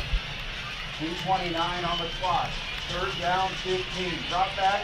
Freisinger steps up, and he's going to be brought down. That's Sloan, 96. Got him that time. Carson Sloan. And then Frankie Hayes cleaned it up, number 42. So 4th and 10 now on the 22. This would be about a 39-yard field goal. What's Coach Dinan going to do? He's going to let that clock run. If I was Center Grove, I'd call timeout right here, honestly. Save some of that time because this clock's going to run all the way down. Man, it looks like they're going to go for it maybe, or try to draw Center Grove off, or just let it go all the way down. Yeah, that's what they're doing. Gabe Freisinger does pick up 5 yards. He got back to the original line of scrimmage at the 22. 4th and 10, 1:45 and counting. They ain't snapping it. Down to 2 seconds, 1 second timeout called by Fort Wayne Carroll. So we'll see if they try a long field goal. Now here comes 94 for now. That's Dempsey, the field goal kicker. Dempsey did not attempt one last week. 1 for 1 on but got a good leg. If you look at his kickoffs, Kevin, he averaged 60 yards on the kickoffs, 1 touchback last week. He's kicked 1 touchback this week as well, so we'll see if he can get it in there from what was your estimate there, Kevin? Was it 39? Looks like the ball's on the 22. So we'll see where they mark the ball. Should be around a 39-yard field goal attempt.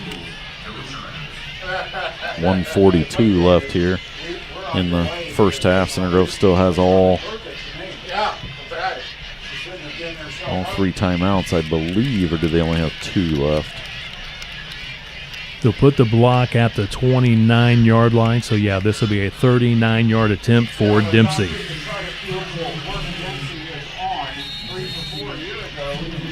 He was 3 of 4 last year. Middle of the field. Freisinger, the quarterback, the holder, plenty of leg. It looks like it might be to the right. He got it inside the right upright. It is good. Yeah, he drilled that one. Good effort on the left side by Center Grove. He barely missed blocking that, but good drive by Fort Wayne Carroll. They get all the way down to the 22. Center Grove stiffens, and Fort Wayne Carroll within 4 now. 21-17. Trojans with the lead. 1:36 on the clock. We're in the second quarter. It'll be interesting to see what Coach Moore elects to do in these final 96 seconds kind of depends on what they are able to do here with the kickoff return. Yeah, just 2 timeouts left. They did call one earlier in this half, so Center Grove has 2 timeouts. You haven't thrown that many deep balls. The one that you did throw, Drake McClurg got the pass interference plus the catch as well. So you never know. He might take a chance down the field there. And you're right. It depends on where you return the ball here or where you start. Dempsey tees it up here on the near side at the right hash mark. Looks like Ricky Lange is back deep for the Trojans, not Drake McClurg. He kicks it high and deep. It goes to the end zone. Another touchback. He's got quite a leg. So the Trojans will have it from their own 20. Again, a minute 36 to work with here in this opening half. We'll see. We'll see probably the first couple plays if he's going to chance. Once again, Dallas Cornpropes also has a very good leg for Center Grove, Kevin. We saw it last week.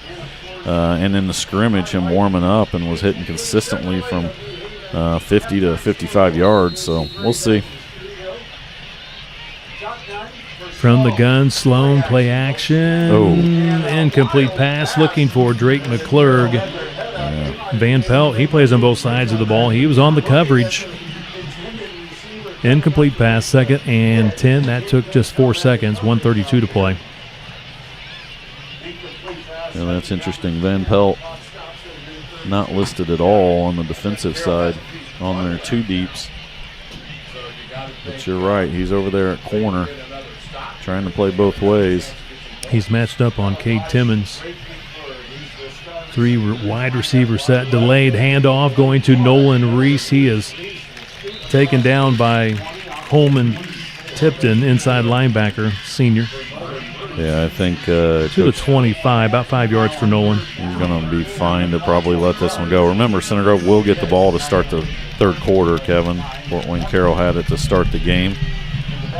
I hear you have a special guest at halftime, Kevin. Is that correct? That is correct.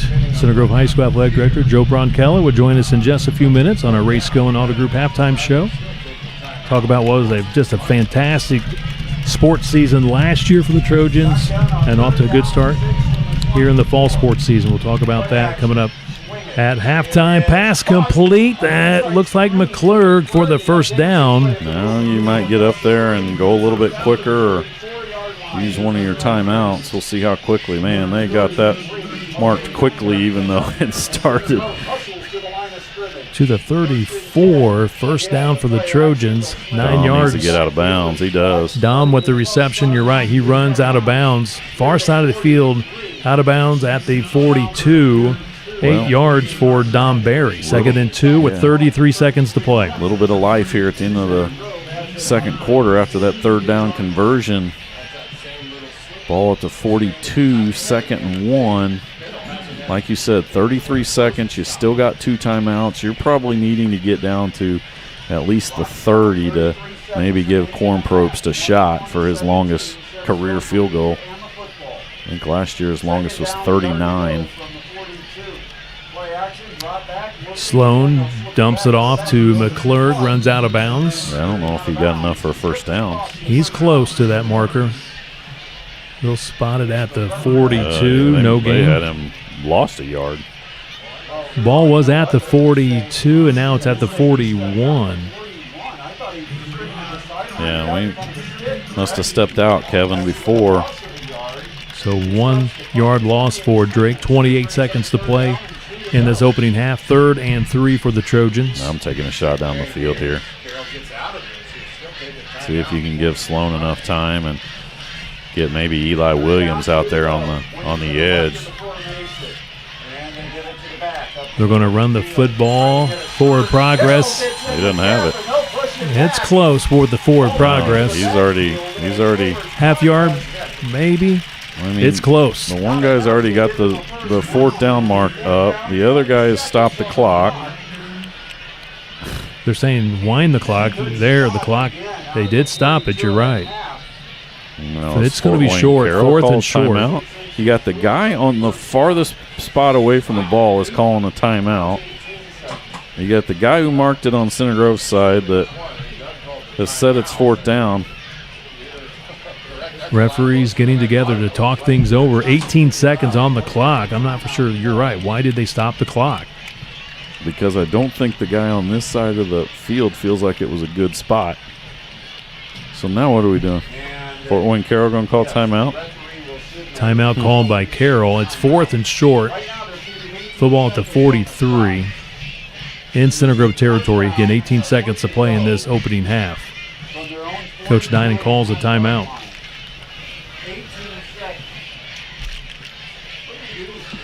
Now they're going to want time back on the clock.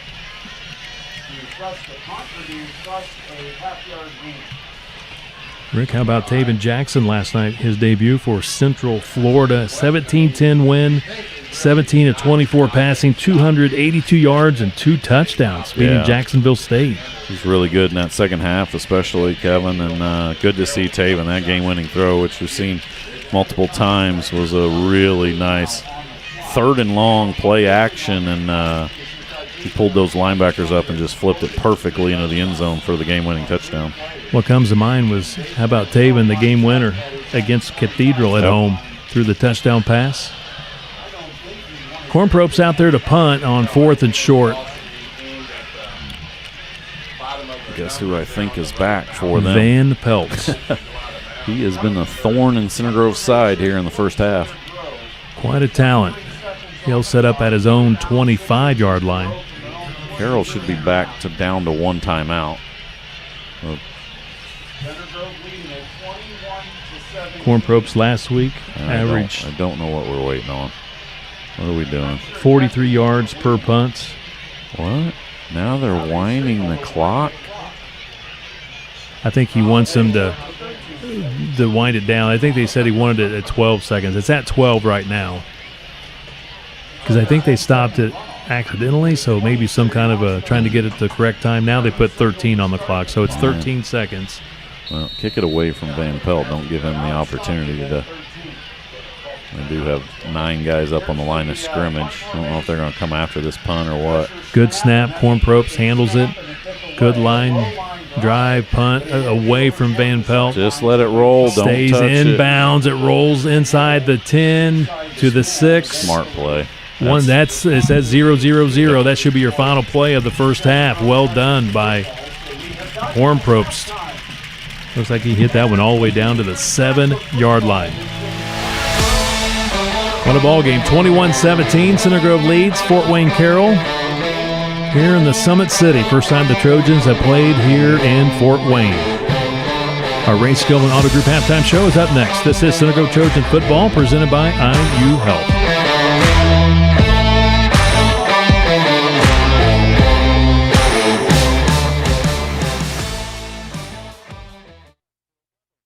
This is the place that's skill built.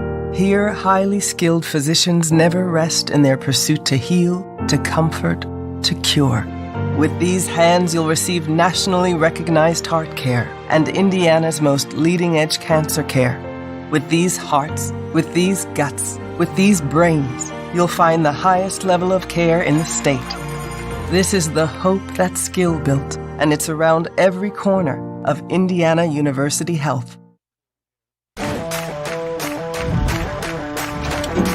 In the heart of Center Grove, where hard work runs deep and neighbors look out for each other, you'll find Johnson's Hauling and Excavating.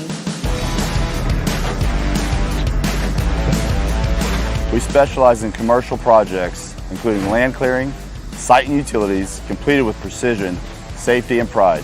This isn't just a business, it's a family legacy. Born and raised right here in Center Grove, we built a reputation on trust, reliability, and getting the job done right. When it's time to start your next project, make Johnson's your first call.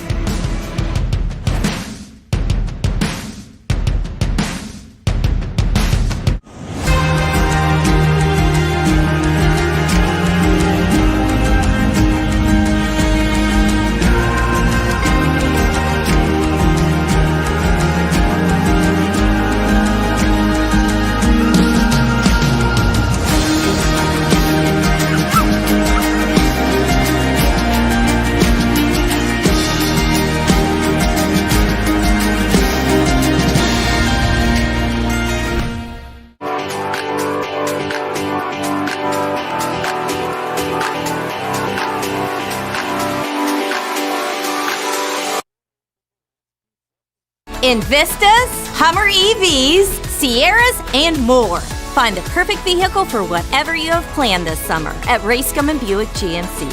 Feel the warmth of a summer breeze in a new Buick Envista for as little as $249 a month. Enjoy lake life in your new GMC Sierra for as low as $279 a month. Or check out the hot new GMC Hummer EV. Find your ray of sunshine at Racecom and Buick GMC. 2 great locations or racecomandcars.com.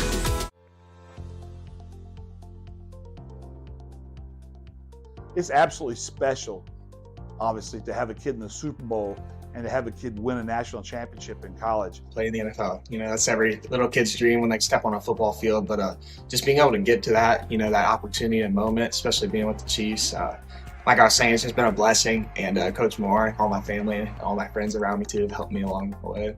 Ever since I stepped foot off of Center Grove, I've definitely heard from, honestly, I'd say thousands of people from around this community, and I've just felt so much love from them. It's been great. We have a great professional community because our parents are caring and our parents understand the importance of Center Grove. So many great schools come here to recruit, and everybody asks me, well, why would schools, these great academic schools, come here? Because they know they get the best student athletes. Center Grove teachers are the best teachers, and they teach college prep classes. I feel like with Center Grove, I feel like you just set at a higher standard just from everybody. And it kind of just pushes you to want to be the best version of yourself. Man, it's just been an amazing opportunity just to grow up in this, this type of area. Even since we were young, all the families, parents, moms and dads have been there for everybody. That family atmosphere where everybody takes care of everybody and we don't really worry about what's outside of our community. It's just we take care of ourselves so well. I just want to say thank you to everybody for the support. It means the world to me. There's a great community and a great atmosphere just for everything you do in Center Grove. I feel like everything you do, you have a great mindset, and it just all the people you're around, you feel like you're loved and you're supported by everything you do. I love that they're humble, and I love that they still love to practice. But what I love the most is they're the greatest young men of all.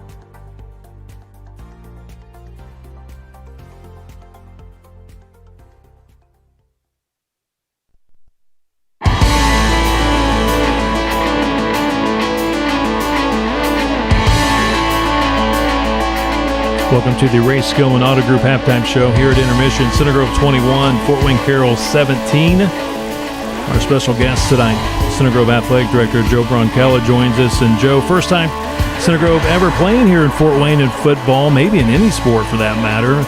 I know for Coach Moore, it's the first time he's been up here, he said in our pregame show. And boy, what an atmosphere here tonight. Fort Wayne Carroll here on the near side, big crowd. Center Grove brought a decent crowd, I would say, and we got a great night for football, but an interesting first half.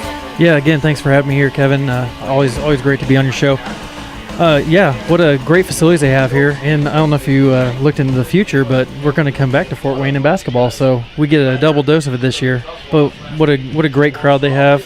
Rivals our crowd, and we did bring quite a few for that 2.5-hour trek. I know Coach came here with the track team. Was it Huntington North? Was it a year or two ago? So I know he's been to Huntington North, but not quite to Fort Wayne. But anyway, just want to throw that in there. And Joe, let's talk about what was a fantastic sports season last year for the Trojans. I wrote down here 4 state runner-ups. We were so close to winning some state titles last year. Boys tennis, girls soccer, boys wrestling, softball, all state runner-up. But Joe, just a fabulous season last year for Center Grove Athletics. Yeah, I mean, what an opportunity for some of our sports to get to the state championships. But, we had an awful lot in the state finals between our track teams, our golf teams, and even Unified Track getting their first time there. Boys volleyball, what a spring they had for their first official season, getting to, I believe, the Elite Eight. So, yeah, great spot all of our athletes were in. Seems like each year we keep going a little further and a little further. So hopefully we can continue that trek this fall. And Joe, we are off and running here in the fall sports season. You're talking about boys and girls cross country, boys tennis, girls golf, girls volleyball, boys and girls soccer, and of course football. And I'm not sure where to start, but let's talk about maybe some girls soccer. Again, they were state runner-up last year, and Coach Vaughn has them playing at a high level. They're playing in a tournament down in Evansville tonight and tomorrow, but they're off to a great start. Yeah, they get quite a few games against a lot of out-of-state opponents today and tomorrow at that Evansville Panther Classic. We were quite ordained into the fall sports season with last Saturday's 11 home events, so everyone's rolling. But yes, the girls, hopefully they're playing right now, so hopefully they're getting a good start to this tournament. Yeah, we have Sean Guilfoy. He's watching his daughter. He said he would keep us up to date on girls soccer tonight. And boys tennis got a nice win, Joe. I don't know if you've heard, but they beat Avon tonight at home 5-2. And we're ranked 12th. They're ranked number 9, so a 5-2 win over Avon tonight. Yeah, that what a great thing. That beating North Central earlier this week too is always good for the background they have in tennis. And I'm glad that someone saw that, because we were probably all riding around 465 around the time that tennis started at 4 o'clock today. And I believe tennis tomorrow with that Jasper invite, playing Avon at home tonight, but they'll be down at Jasper tomorrow. I think it's Jasper, and then Castle, I think, is the other team down there. Yes, and Jasper, of course. We used to play Avon down there, so we worked out a deal to play them at home, which was a lot nicer for our families to be able to see another home match. But yeah, we'll see some good tennis tomorrow too. Boys soccer off to a solid start. It was great to see. Something really special with the soccer club there in Center Grove having the new turf field. They were able to play the inaugural game on the turf field against Bloomington South. It didn't go Center Grove's way, but it was still a nice evening of soccer. Yeah, what a nice facility they have. I know it wasn't the most ideal conditions with the seating, but up close and personal is what soccer is anyways. I mean, people like to be on the sideline. But what a great facility they have there. It'd be great for our community, and I know the town of Bargersville was working with them to try and get something here for us. Also, girls golf just had the county tournament yesterday, number 6 in the state. Tough loss to the host school, Franklin, who's number 7 in the state, lost by 5, but quite a rivalry right now going on between Franklin and Center Grove. Yeah, the week before in our Trojan Classic, we took them, so then they kind of redeemed it. But, with all 5 of our girls making all-county yesterday, for that's a great shining star. And, we're fairly young, so we have a long way to go. Also with volleyball, what a special moment last night, Joe. Brought back that 2000 volleyball state championship team to honor them, and Coach Gandalf Hawk and Coach Deb McClurg and Coach Hawk's mother, Coach Gandalf. It was just a great evening of volleyball to really to honor what was just one of the greatest volleyball teams we've ever had at Center Grove. Yeah, so some of those people, of course, I see in the community. I'm not from here, but it was nice to meet all the new ones. And I feel like our girls were trying to mimic the comeback from Muncie Central, but we didn't quite get it done. But it was a great, exciting game, coming back and making it in 5 sets. Sure was, and they're going to play Carroll coming up on Tuesday, the volleyball team. And going back to girls soccer on Tuesday, they're going to host Carroll, and I think I saw the first 80 students get a free T-shirt and Chick-fil-A sandwiches. Yeah, what a great deal! So you come out and help us beat those Greyhounds. And our boys soccer going to Carroll next week too. And then boys and girls cross country got underway, I think, last weekend. They got to meet tomorrow down at Franklin, off to a solid start as well. Yeah, they had a pretty good showing at the Cleveland Classic last week. Some kids getting some PRs, and hopefully we continue that trend this week with the Franklin invite. And Joe, last week, Center Grove football going to Warren Central. Tough place to play. They had a new first-year head coach, and we got a new quarterback, a sophomore, and Center Grove really did a fine job. Of course, Coach Moore and his staff had a great game plan, ran the ball, defended well, special teams was great. It's just overall great performance, beat a really good Warren Central team last Friday. What a great way to start season with always a strong mixed school. We saw them last year in the postseason as well. I feel like we've been going to Warren Central an awful lot. It'd be nice to play them at our place soon. That's right. We had the regional there last year. You're right. They've won 9 in a row now, Center Grove has, against Warren Central. We'll see them next year at Center Grove. And we'll see. We might see them again in the regional later this season. Joe, a great way for fans to support Center Grove Athletics is with the All Sports Pass. There's no better way. Come to a game, buy the Sports Pass. It's still available. It's a great deal. Yeah, 10 visits to any game is going to equal that Sports Pass. It is a great bargain, great deal, and utilize it in everything except for IHSA tournament events and Johnson County tournaments. But still, you can easily get to that with our 5 home football games we had this year. If you count the scrimmage, you're only 2 away, so might as well do it. You just go to the athletic website and you can buy it right online. Correct. Yep.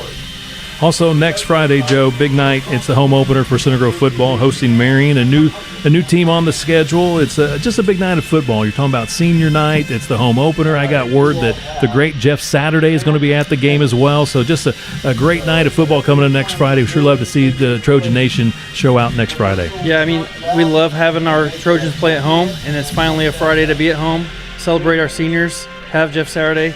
And, just hopefully we have a beautiful day like today, and it's not anything hot like the last few years. But let's try and pack Race Gilman Stadium. Also, you look at the rest of the football home schedule, Ben Davis, Cathedral, Lawrence North. The home schedule is just loaded with a lot of good teams.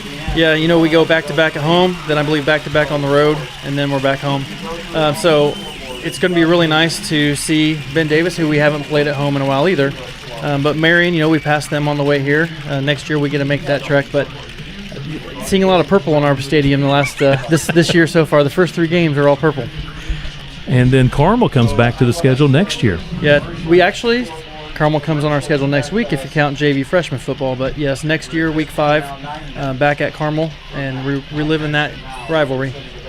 And you're right. So next Saturday, of course, Friday we play Marion at home, but next Saturday the freshman JV team will go to Carmel. So that'll be a great day of football. Yeah, Saturday morning we needed a game and then needed a JV game all of a sudden. So Carmel was looking to. What a great way to bring back the rivalry, let our freshmen and JV start it back up, and then next year go to the varsity level. Joe, wonderful promo with Coach Moore, and of course the 2 greats, Caden Curry and Carson Steele. We just played it here at halftime before our interview, and just 2 wonderful ambassadors when it comes to representing Center Grove football, but also the Center Grove community. Absolutely, and they are some of the most generous and kind kids I've met. They would do anything for our community, and it shows they were raised in our community. That's what a lot of people are like at Center Grove, and we really applaud them. And we'll see Caden Curry tomorrow, number 3 Ohio State. He's expected to start on that D-line. Ohio State's going to host number 1 Texas at 12 o'clock on Fox. That's going to be a huge game. Yeah, what an awful lot of great football games in college tomorrow. Of course, we got to root on our sweep of Carroll with the JV freshmen, but have your phone out so you can watch Caden play too. That's right. Tomorrow, the freshman team's going to host Carroll at 11 o'clock. Give Carroll a little extra time to travel down to Center Grove Race Gilman Stadium, and the JV will follow it around 12:30 tomorrow against Carroll. But, Joe, great night of football here. Again, I think this is a wonderful venue and great crowd, and Center Grove traveled well. And let's see if we can get a win here in the second half. Yeah, absolutely. Again, thanks for having us, and good luck. Thank you very much. Joe Broncella, Center Grove Athletic Director, joined us here at halftime. Again, our halftime score, 21-17. Center Grove leads Carroll here in Fort Wayne. Our Race Going Auto Group halftime show continues after this timeout.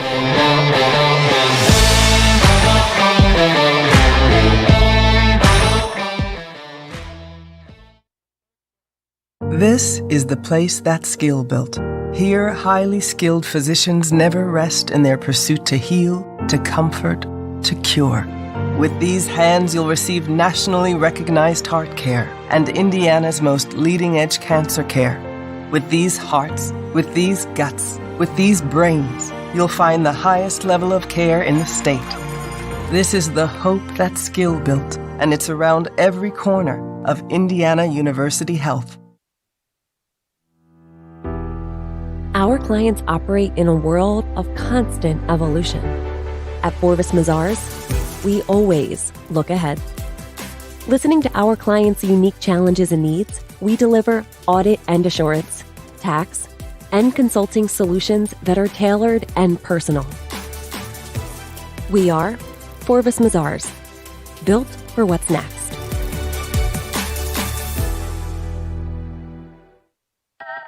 Some people spend all day washing and buffing their ride to shiny perfection by hand. But you've learned the fine art of delegation.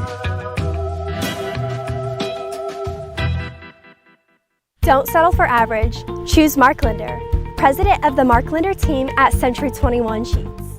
From cozy starter homes to million-dollar houses and everything in between, he sells them all. With over 30 years of experience and consistently in the top 1% of real estate agents in the state of Indiana, Mark Linder knows this market like the back of his hands.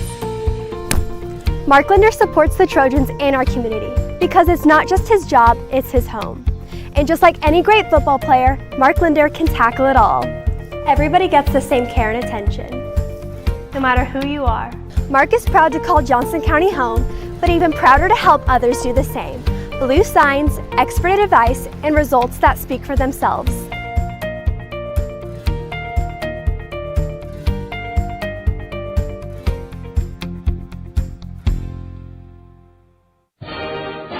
The Southwestern Indiana Sports Network offers high school fans a chance to follow your favorite team. Check out our website at www.swisportsnetwork.com. Search for our Roku channel by searching SWI Sports Network. The Southwestern Indiana Sports Network, powered by Milligan Brosenler Communications. Go Trojans! If you could live anywhere, where would it be? And what would it be like? With today's home values, this is the perfect time to sell and make those dreams real.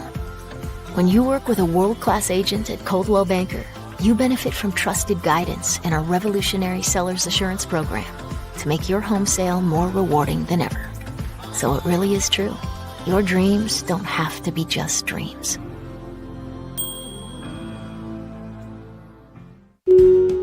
Hey, I'm Jeff Saturday, and my favorite thing when I was a professional football player was Indiana. The Hoosier State always made me feel like family. That's why I trust Indiana's hometown mortgage lender, Bailey & Wood. This family-owned company not only gives back to the communities they serve, but also with their 5-star customer service, they can close on your dream home in days, not weeks. So remember, Indiana, you can always get your mortgages at a snap with Bailey & Wood. Hey, Jeff, how does this look?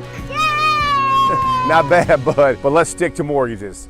In Vistas, Hummer EVs, Sierras, and more. Find the perfect vehicle for whatever you have planned this summer at Racegum and Buick GMC. Feel the warmth of a summer breeze in a new Buick Envista for as little as $249 a month. Enjoy lake life in your new GMC Sierra for as low as $279 a month. Or check out the hot new GMC Hummer EV. Find your ray of sunshine at Racegum and Buick GMC. 2 great locations or racegumandcars.com.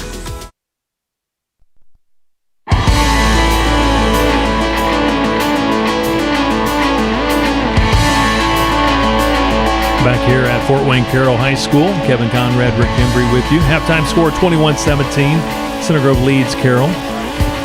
They finally got an opportunity to take a look at our Dan Gandalf Financial Services scoreboard. And, of course, 21-17 here in Fort Wayne. Center Grove leading the Chargers. And, Rick, let's go to our scoreboard. And Austin, our executive producer, has the scores brought up for us. And how about that? Brownsburg shutting out Cathedral. That's in the third quarter, 29-0.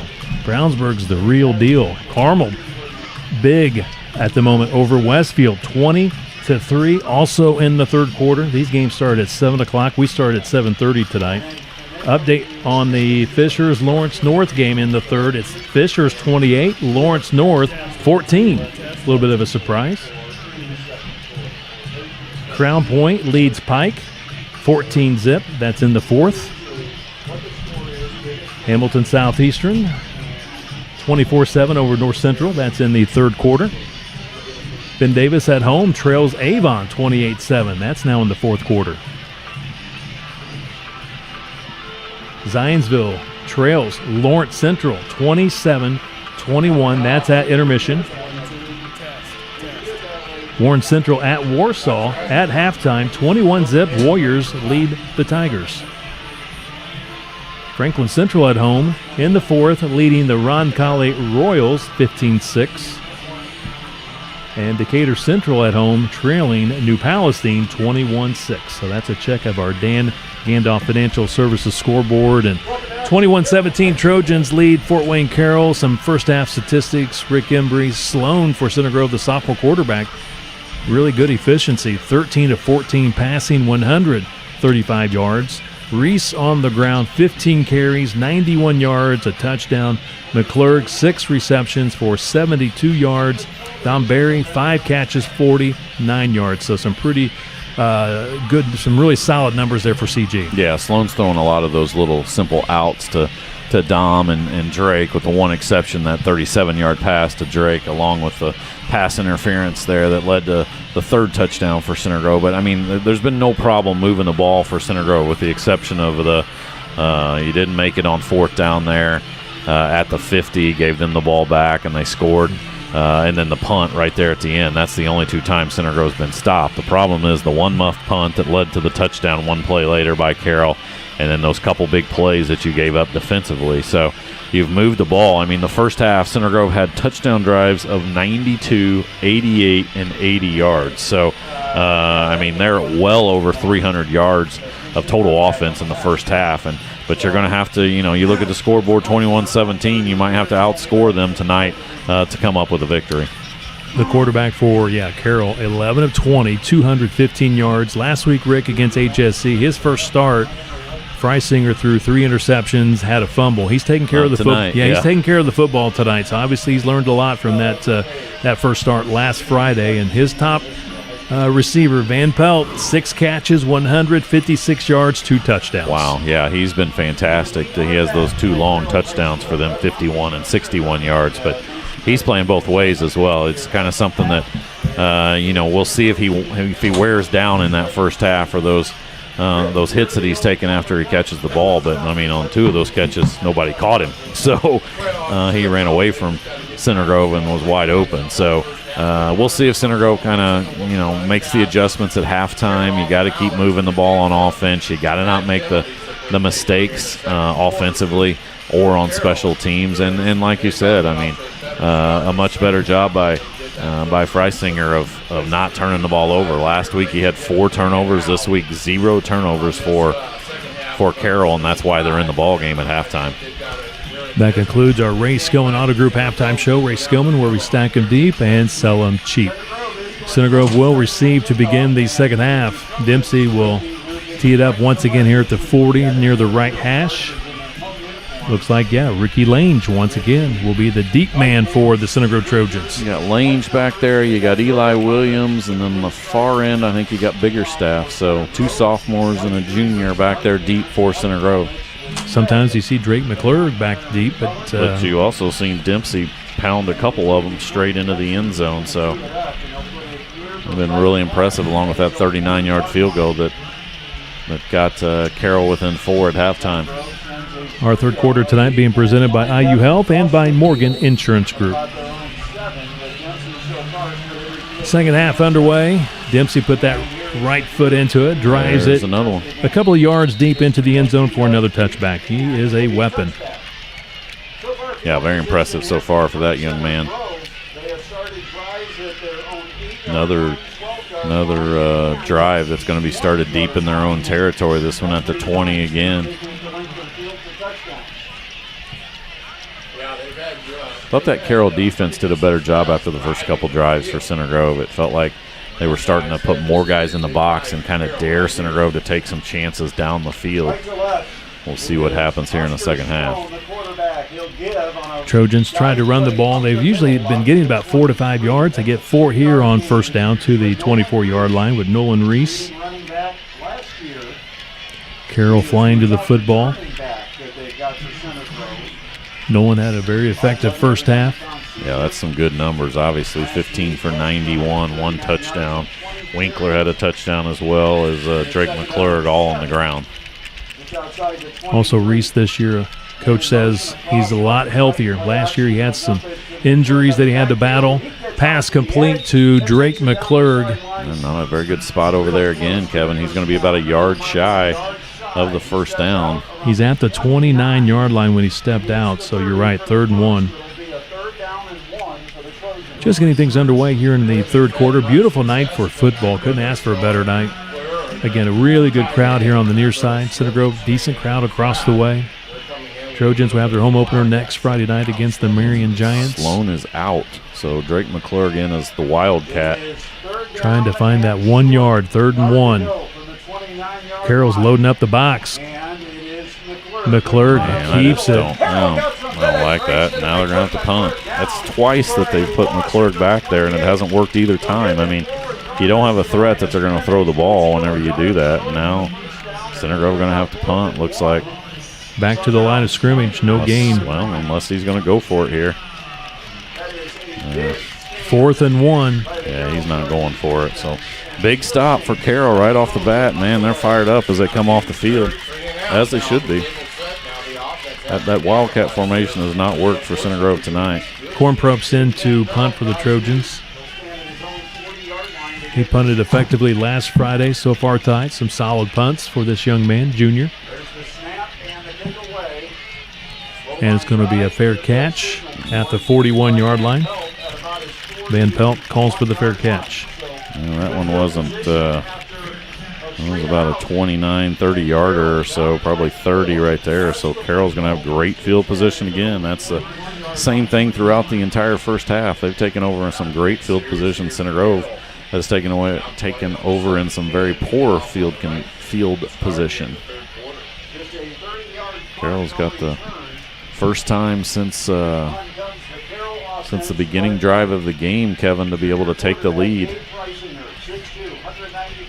Freisinger in the gun, 4 wide receiver set, 1 running back behind Freisinger. He will hand it off to the running back. By far the best run of the night for the Carroll Chargers. Billy Lauer, the junior, breaks it to the Center Grove side of the field and picks up the first down.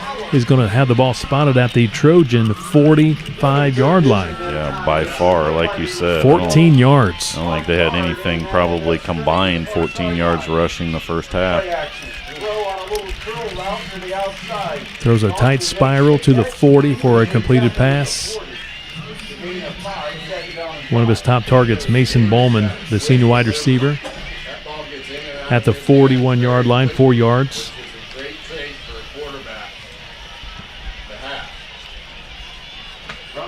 Gabe Freisinger, 6'2", junior quarterback, lefty.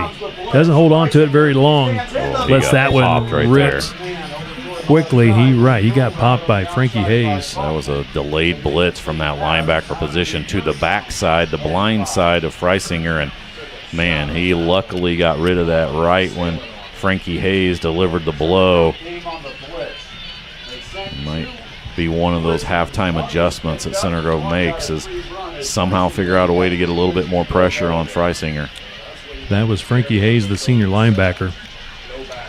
3rd and 6 at the Trojan 41-yard line. Empty backfield. 5 wide receivers. It's batted up in the air. It's going to be a battle for it. It's picked off. Center Grove claims they ripped it from the receiver, but did it drop it? No, he said he was out of bounds when he ripped it out of his hands. So it was batted down at the line of scrimmage. The ball goes into the air, and it was a battle between the receiver and one of the Center Grove defenders, and the Center Grove defender did rip it away, but he lands out of bounds. So incomplete. That would have been 4th and 6, and we'll see Carroll punt the ball away. That would have been a huge first turnover right there in that game, because Center Grove would have taken over in great field position. Dempsey into punt. Back deep for the Trojans is Drake McClurg at his own 10-yard line. Special teams play tonight for both teams has been superb. Well, other than the one muffed punt, Kevin. That's Center Grove. More or less talking about the more the punting, the kicking has been superb. I'll say that much. Yep. A fair catch by Drake McClurg inside the 15. Looks like it'll be at the 13-yard line. Another possession taken over and deep in their own territory. Got to be able to get a few first downs to get out of the shadow of your own goal line. Good job by that defense again. Kevin gave up 1 first down, but then did a good job to force Carroll to punt again. So it's at the 13 for the Trojans. McClurg goes in motion. Sloan hands it off. Better job by this Charger defense stuffing the run. Not much there. I mean, they're as you figure most teams will start doing, Kevin. They're just putting more men in the box. I mean, they're daring Center Grove to not only pass the ball but take some shots down the field, and they've got those 4 linemen, but then 3 more linebackers and a couple safeties squeezing up on that line of scrimmage. So you gotta possibly take some. I mean, they got 4 linebackers now in addition to those 4 front D linemen. 2nd down and 9. There's a late flag. It's going to be a hold late. Incomplete pass. It is very late. I mean, it was after he already got rid of the ball. The Whitecap head referee throws it. It is holding against the Center Grove Trojans. I don't know if you take it or not, because it's only going to be about a 5-yard penalty, because it's going to be half the distance. So it's going to be 2nd and 15, or it's going to be 3rd and 10.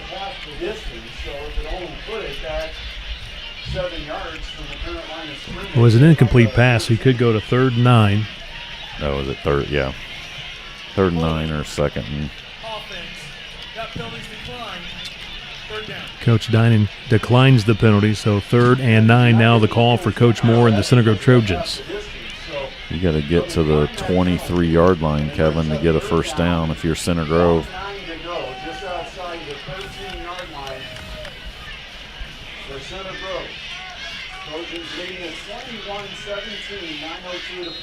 Trojans break huddle.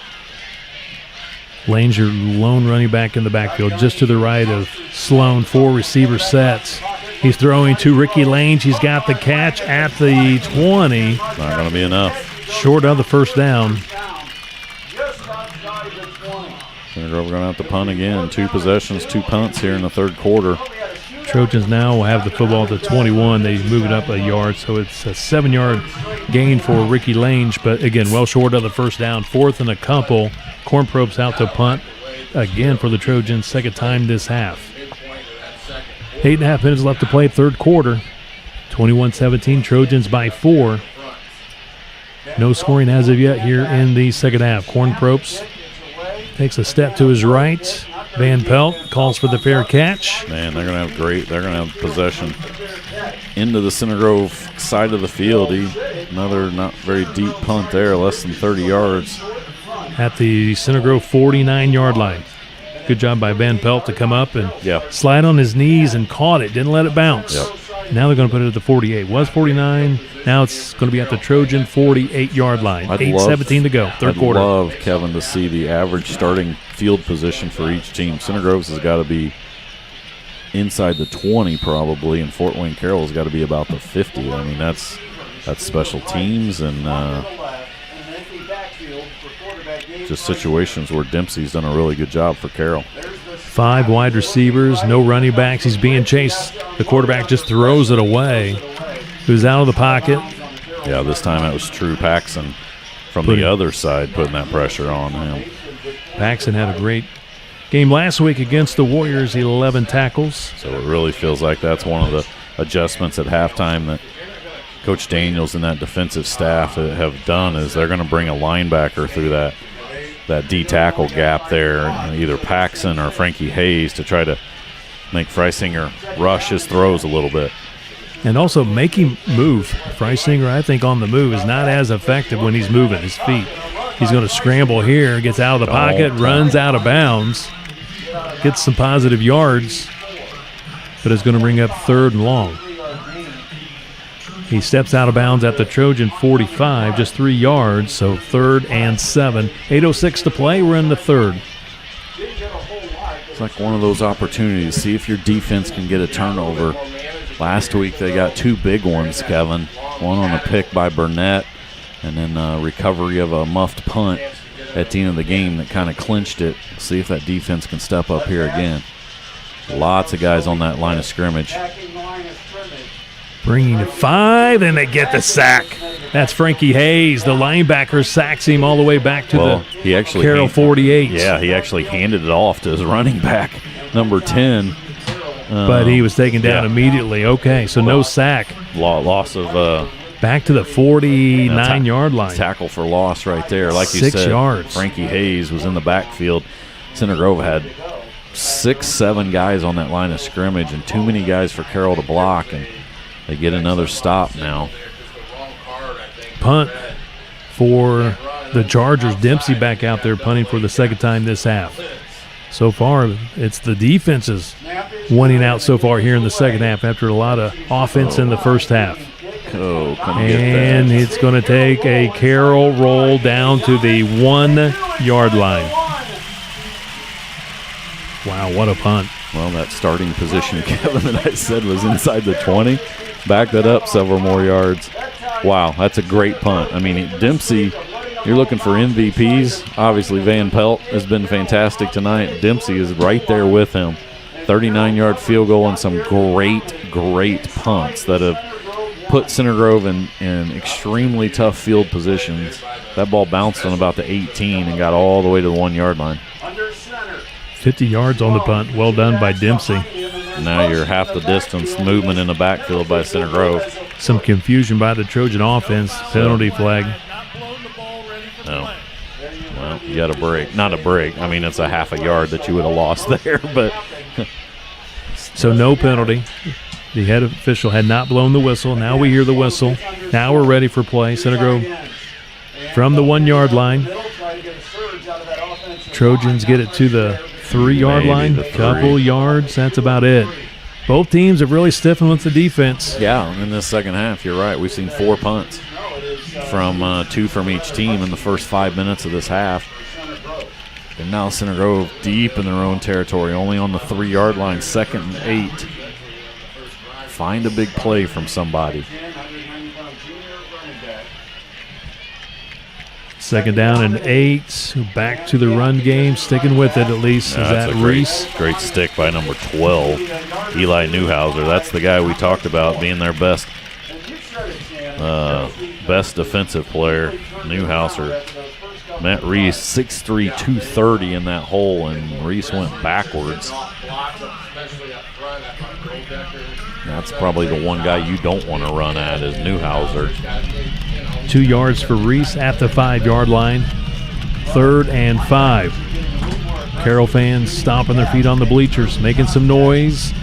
Going to try to run for the first down. He squeezes through for the first down all the way to the 24 yard line. That's Nolan Reese. Oh, that's a great, huge play on 3rd and 6, Kevin, and Reese finds a hole on that left side again. Weber and Seifried on that left side for Center Grove, and they get out from the shadow of the own goal line, 24 yard line.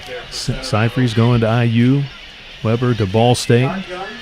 19 yards on that last carry for Reese. Another hold. Hold against the Trojans. Here we go, the penalties again. Flag at the 25. Reese got outside, picked up some good yards on first down, but it's going to be nullified by the penalty flag, holding against the Trojans. That's at least the 3rd or 4th holding penalty for Center Grove, and that's absolutely killers whenever you start to get a drive going a little bit, and then boom.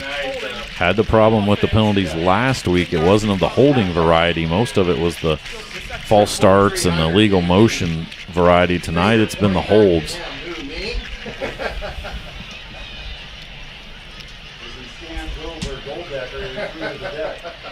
Stepping off the penalty. It's going to be spotted at the 15 yard line. Loss of 9 on first down. 1st and 19. First down, and about 19 to go. From the 15, just inside the left hash, 2 receivers. Sloan drops back, stands tall in the pocket, pumps, and now brings it back down. He's going to be sacked. That's a coverage sack, Kevin, because he had plenty of time to throw, but he kind of locked in on those 2 guys on the right side, Timmons and Barry, and they were covered, and then by the time he got to his next progressions, nobody was open. He tried to scramble, and a sack, loss of 1. Loss of 1 yard. Roars with the sack. Football at the Center Grove 14 yard line brings up 2nd and 20. 5 minutes to play in the 3rd quarter. Still 21-17. Center Grove leads it. All defense here in the 3rd quarter, and a lot of punting. We're going to have to hustle to get this one off. 3 on the play clock. Down to 1. They just got it off. McClurg across the middle. And now Oscar Sloan airs one out midfield. It's picked off, but it's almost like a punt, if you will. Picked off, and now a flag. So this is really going to help Center Grove. It is going to help Center Grove. Interception, and then Grabner, the DB, throws the football in celebration, so they're going to lose more yardage. But the ball was picked off near the 50. I think it was so it's like a punt, if you will. Was that Shee, number 8? Yeah, that's who it was. Number 8, Andrew Shee, 6 foot. Is he the one that got sophomore. the INT? Yeah, but he got the INT, and then he threw the ball up in the air stupidly. So that ball should go backwards 15 yards from there, so should take over on the 34-yard line. So it's a punt and then some. Yeah. So this one's not going to hurt you too much if you're Center Grove. It will be Carroll basketball.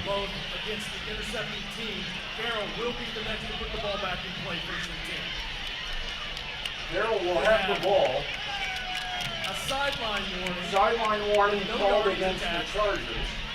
He's a little overexcited after the interception, and that unsportsmanlike called a taunting penalty against Carroll. So they made the interception at the Carroll 49-yard line, and now they're going to mark off the unsportsmanlike conduct penalty. Again, he threw the ball to celebrate the interception. It's a 15-yarder all the way back to the Carroll 34. can't underthrow that ball. No. And she was in the right place to make a play. The only problem is there we hit a dumb penalty there. 4:42 to play. We're in the third. Both offenses sputtering so far here in this third quarter. That's a good description, Kevin. Or you could say both defensive have played well. Half full, half empty. Exactly. Throwing, and who else? Van Pelt with the catch at the 40. Minimal gain, but a good gain for first down. That'll give him 6 yards. Van Pelt every time in between plays is grabbing the back of that hamstring, Kevin. He is definitely feeling the effects from that really tough first half. He's just grabbing that, trying to stretch that out. I don't know if he's getting cramps or what happened. 2nd down and 5. Completed pass to Sheely. He's got the first down, out of bounds at the 50. Picks up 10 yards. Those quick passes like that, you're not going to be able to get much pressure on that. You got to get your hands up. If you're a couple of those defensive linemen, try to knock those passes down. Now here comes this time you bring an extra guy in Paxson, and as he released it, incomplete pass to Van Pelt, but Paxson absolutely plastered the quarterback. And to your point, Kevin, make him move around in that pocket. When he gets comfortable, then that's a much easier pass for any quarterback. Again, when we've seen him move and try to throw, he's not as effective. Now here comes Paxson and Frankie Hayes up to the line of scrimmage again. 2nd down and 10. He's got Van Pelt. It's going to be incomplete, but there's a flag. One was assumed against Center Grove. Defensive pass interference. That was Polston out there, number 10. Manning, Poston. He's a senior, 5'11". And you're right, Van Pelt continues to stretch, and he's trying to walk off the field. Looks like a cramp. Yeah, no. Van Pelt comes to the sideline, Rick. He can barely walk. He's got a problem with that right. I guess you're talking about the hamstring. Yeah. Somebody else had a problem with the hamstring here in the first half. My broadcast partner, Rick, was cramping here in the first half. You doing all right? It's about 85 and about 95% humidity in here. And in the press box. And windows don't open. No windows. I got a long sleeve shirt on knowing it was going to be 60 degrees. Austin's not cramping, our executive producer. You guys are in much better shape I'm than not me. cramping. I didn't hydrate correctly. He's wide open again. 1st and 10. He overshoots him. He was open in the end zone. Overthrows him. That is Harrison Sheely. He was open, Rick. Yeah, 100% he was open. That's the one thing that Freisinger hasn't done as well tonight so far is he has overthrown at least 3 receivers that were wide open for touchdowns. Center Grove just continues to get beat deep. They catch a break there with that errant pass. Football's at the Trojan 35, 2nd down and 10. Just under 4 minutes to play in the third quarter.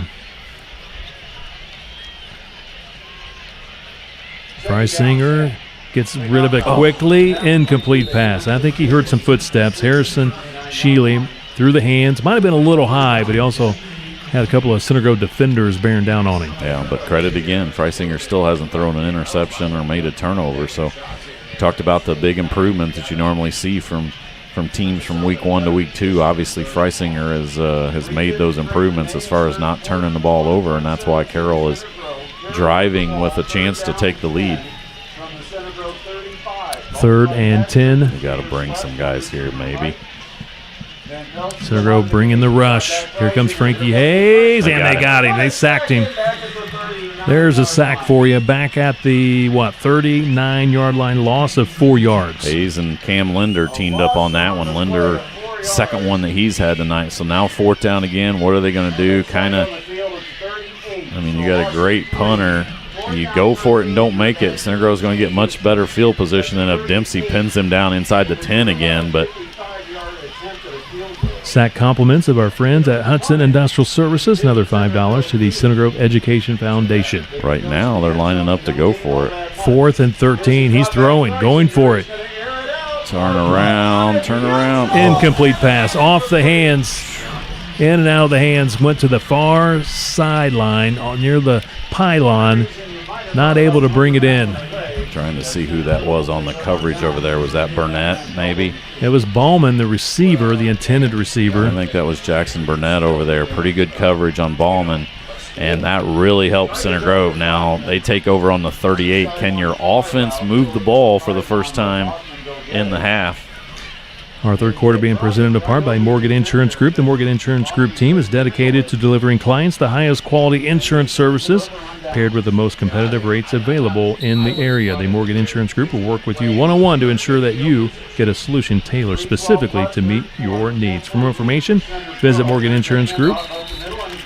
Yeah, guess who right there again, Kevin? Number 12, Eli Newhouser, meets Reese in the hole. Once again, that snap was a little bit slow to get back to Sloan. That messed up the timing again, and you only get a 1, maybe 2-yard gain on first down. So once again, visit Morgan Insurance Group online at morganinsurancegroup.com. Appreciate their sponsorship once again for Center Grove football. They're going to give him 1 yard. They're saying on the scoreboard, 2nd down and 9. Football at the Trojan 40, going deep, looking here on the near side. He's got the reception. Catch. Well done by Aiden Francis. The senior at 6 foot makes the catch. He's going to be spotted at the 22-yard line at the Carroll 22. Great catch and a great ball by Oscar Sloan. He just laid it out there. Francis did a great job of just going up and getting that ball, and that's a huge play for Oscar Sloan and the Trojans to get the ball all the way down to the Carroll 21-yard line. 39 yards on the completed pass. Trojans threatening for the first time here in the second half. Running the football is Reese, and you already know who's making the tackle. You got to go find him. He's the one making 90% of the tackles from that linebacker position. Newhouser is a stud at that, and Center Grove is not finding a way to that second level to get him. 1 yard, 2nd down and 9 for Reese. That was textbook tackle by Newhouser. Sloan busted play. He's just going to run the football. He turned something that looked really bad from the get-go. He gets some positive yards, Rick. He steps out of bounds at the 14. That is a great description there, Kevin, because that had trouble written all over it, and he's able to pick up about 6 on the broken play around the left side. So 3rd and manageable for Center Grove. About maybe 3, Kevin, on 3rd down. 3rd and 3 at the 14. He collects 6 yards. Winkler and Biggerstaff in the backfield with Sloan.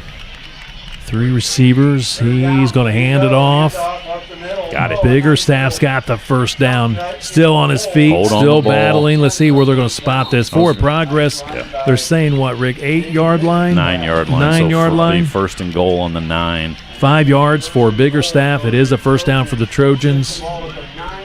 So it'll be what? 1st and goal. You're right. At the 9. Good job by Biggerstaff.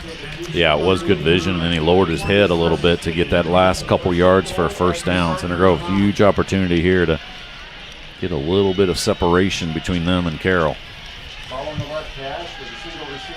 Sloan, inside handoff. Was that Reese? Yep. Gets it to the 6, give him 3 yards. About 3 or so, Kevin. So for Reese, Nolan Reese. We'll see if that big offensive line can get enough of a push up front and, most importantly, go find Newhouser at that linebacker position to get in the end zone. Under a minute now here to go in the 3rd quarter.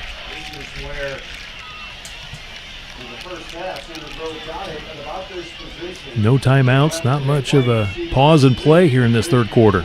A lot of 3-and-outs and punts, Kevin, for this drive. Sloan, he's going to throw. Rolls right. He had him. He had Dom. And he's going to take it himself. He gets to the 3, and then he's stopped. He gets to the 3-yard line, so he still picks up 3. He was looking for Dom Barry. You're right. He was kind of that right slot, and he had to get it to him quickly. He was open briefly, but he just wasn't really ready to throw. Yeah, so now you got 3rd and goal at the 3. Center Grove's probably going to let this run out, run to the other end, and talk about it in between the quarters. 14 seconds, 13 seconds. They do not have to snap this for the quarter, but they're going down there. Down to 6 seconds, 5 seconds, or go under center with Sloan. They're going to hand it off. Reese up the middle, looking for the end zone. Touchdown. Trojans score with Reese. At the third quarter buzzer. No time left in the third, and Nolan Reese from 3 yards out scores for the Trojans to make it 27-17. Will they kick the extra point here before they? Yes. They should kick it down here. That is the final play of our third quarter. So Corn Probst will kick to the north end zone field goal post. High snap, gets it down. The kick is good, and it's 28-17. Center Grove leads it over the Fort Wayne Carroll Chargers here in Fort Wayne. Way to cap off the third quarter. Trojans with a touchdown by Reese from 3 yards out. Tonight's game being presented by IU Health. This is Trojan football.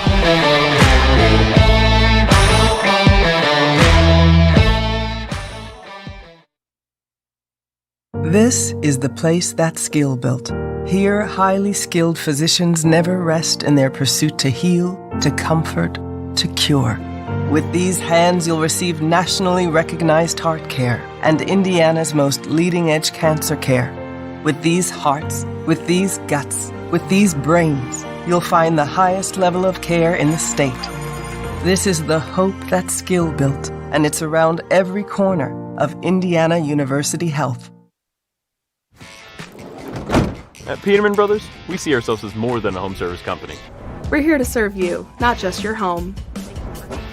Even if it's not about your heating, cooling, plumbing, or electrical system. We want to make sure when we come out, we're leaving you in a better state than when we arrived. And if we do mess up, we'll stand behind our work and not give up until we make it right. Because we're here to serve you, however we can.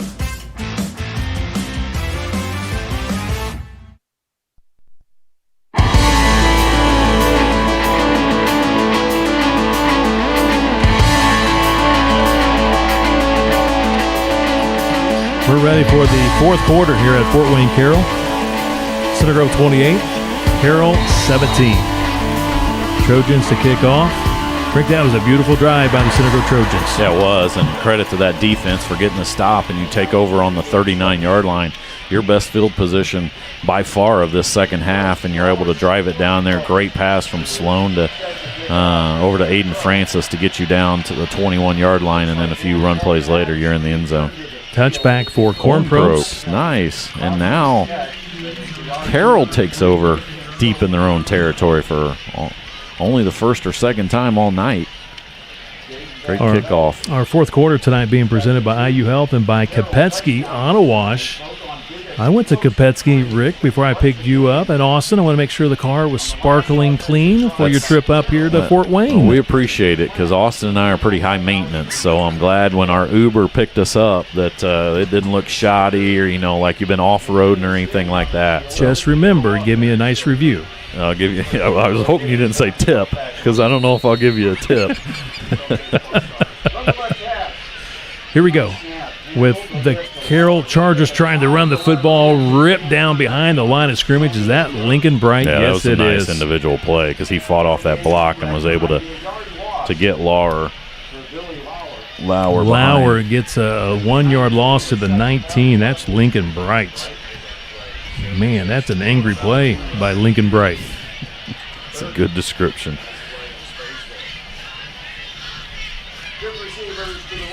Second and 11. Here comes Frankie Hayes. Just got rid of it, but he got rid of it before he wanted to. And he got hit at as well. That was actually the blocker, the running back that was blocking that got hit. But they're putting pressure. You can't sit back there and be too comfortable. No, and that caused that pass to be thrown behind Van Pelt. So I would imagine on third down here you're going to see that again. I don't know what we're – ineligible man downfield. Are you taking this? If they decline it, it would be third and 11. If you have the ability to decline, they're going to check with Coach Moore. It's either,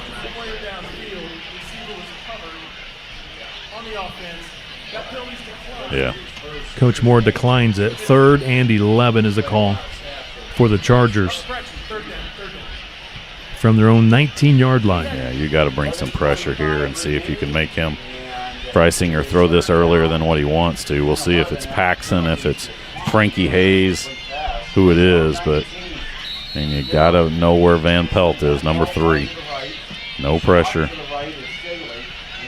Rolls left on the run to the sideline. They're going to say it's a completed pass. Well, and he's got a first down. They're saying first down. Right at the 30-yard line. You had him backed up, an opportunity to get the ball back, great field position. You trust your front 4, and you just didn't get to the quarterback.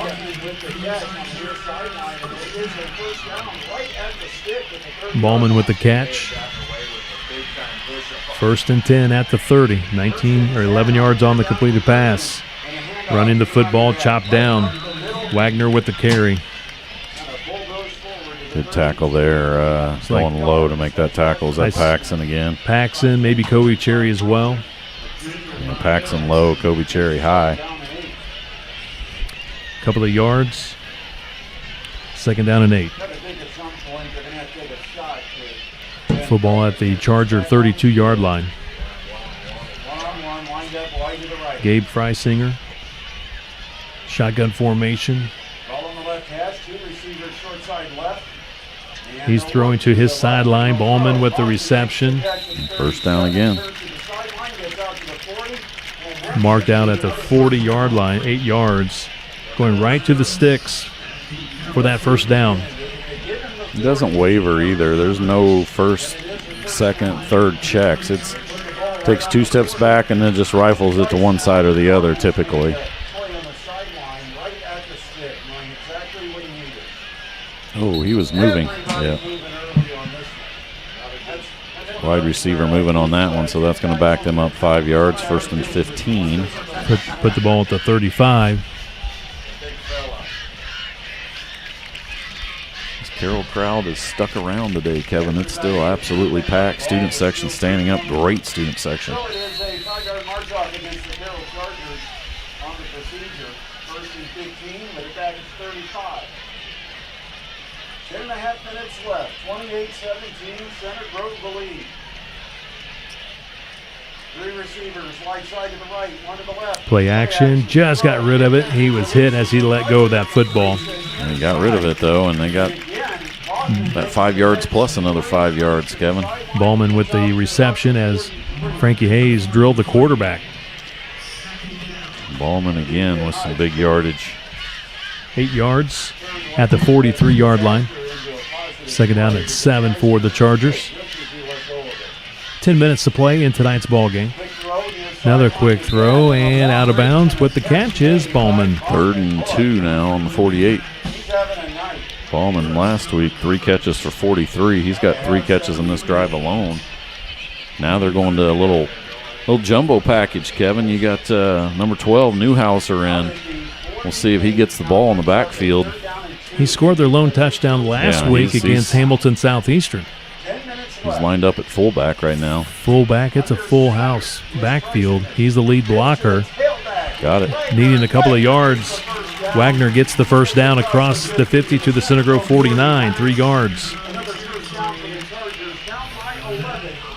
Well, credit to them, Kevin. 3rd and 11, deep in their own territory. They're able to pick up right at 11 on the first 3 downs of this drive, and that kept it alive, and now they've moved the ball into Center Grove territory. New set of downs for Carroll. Is that Van Pelt? No, it's not Van Pelt behind him. It is Van Pelt. Oh, great job. And they had him set up. Oh, man, if Frankie Hayes doesn't come in there and sack that quarterback, they had Van Pelt and they had Lyman out in front of him. He would have went into the end zone from 50 yards, Kevin, but a great play call by Coach Daniels. He brings the linebacker blitz, and Frankie Hayes gets home for the sack. It was Van Pelt, you're right, behind the quarterback. They were setting something up for him out here in the flat, but Frankie Hayes had a different plan. He gets the sack. Sack presented by our good friends at Hudson Industrial Services. Another $5 to the CG Education Foundation for that sack. Yeah, that time tried the quick hitter to Van Pelt. Charlie Ane over there to knock that one away. Van Pelt comes in, grabbing that hamstring again. Just tight. He's cramping tight something. It's just he keeps trying to stretch it out. Football is at the Carroll 43. It's 3rd and 18. We're just under 9 minutes to play. Once again, I do not let him get comfortable and only rush 4. I bring at least one of those linebackers and make him get rid of that early. Doesn't look like they're going to, though. They're showing rushing 4. Let's see. Here comes Frankie Hayes. He's putting pressure on him, and there's a flag. It should be a hold against Carroll. He gets away from the defense. Don't hit him out of bounds. Scrambles and gets out of bounds at the Center Grove 40, but I think I saw a hold against Carroll. That was a blatant hold. I think Frankie Hayes on the blitz, the linebacker was held.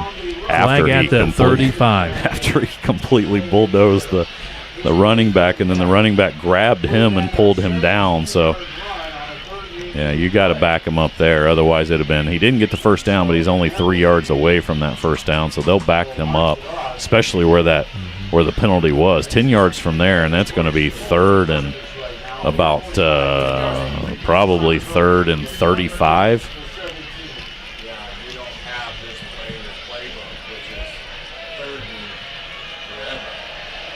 They didn't mark them back as much as I thought they might.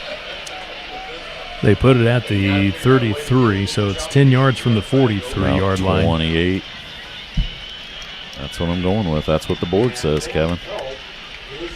3rd and 28 is the call for Coach Dinan and this Charger team. 8:45 on the clock in the 4th. Screen pass complete to Van Pelt. Good tackle by the Trojans on the edge. Yeah, that was Vinny. That was Vinny Hayes, the second half of the twin duo for Center Grove, and now that's going to force a punt from Dempsey. Great job by that defense after they got to the 50-yard line.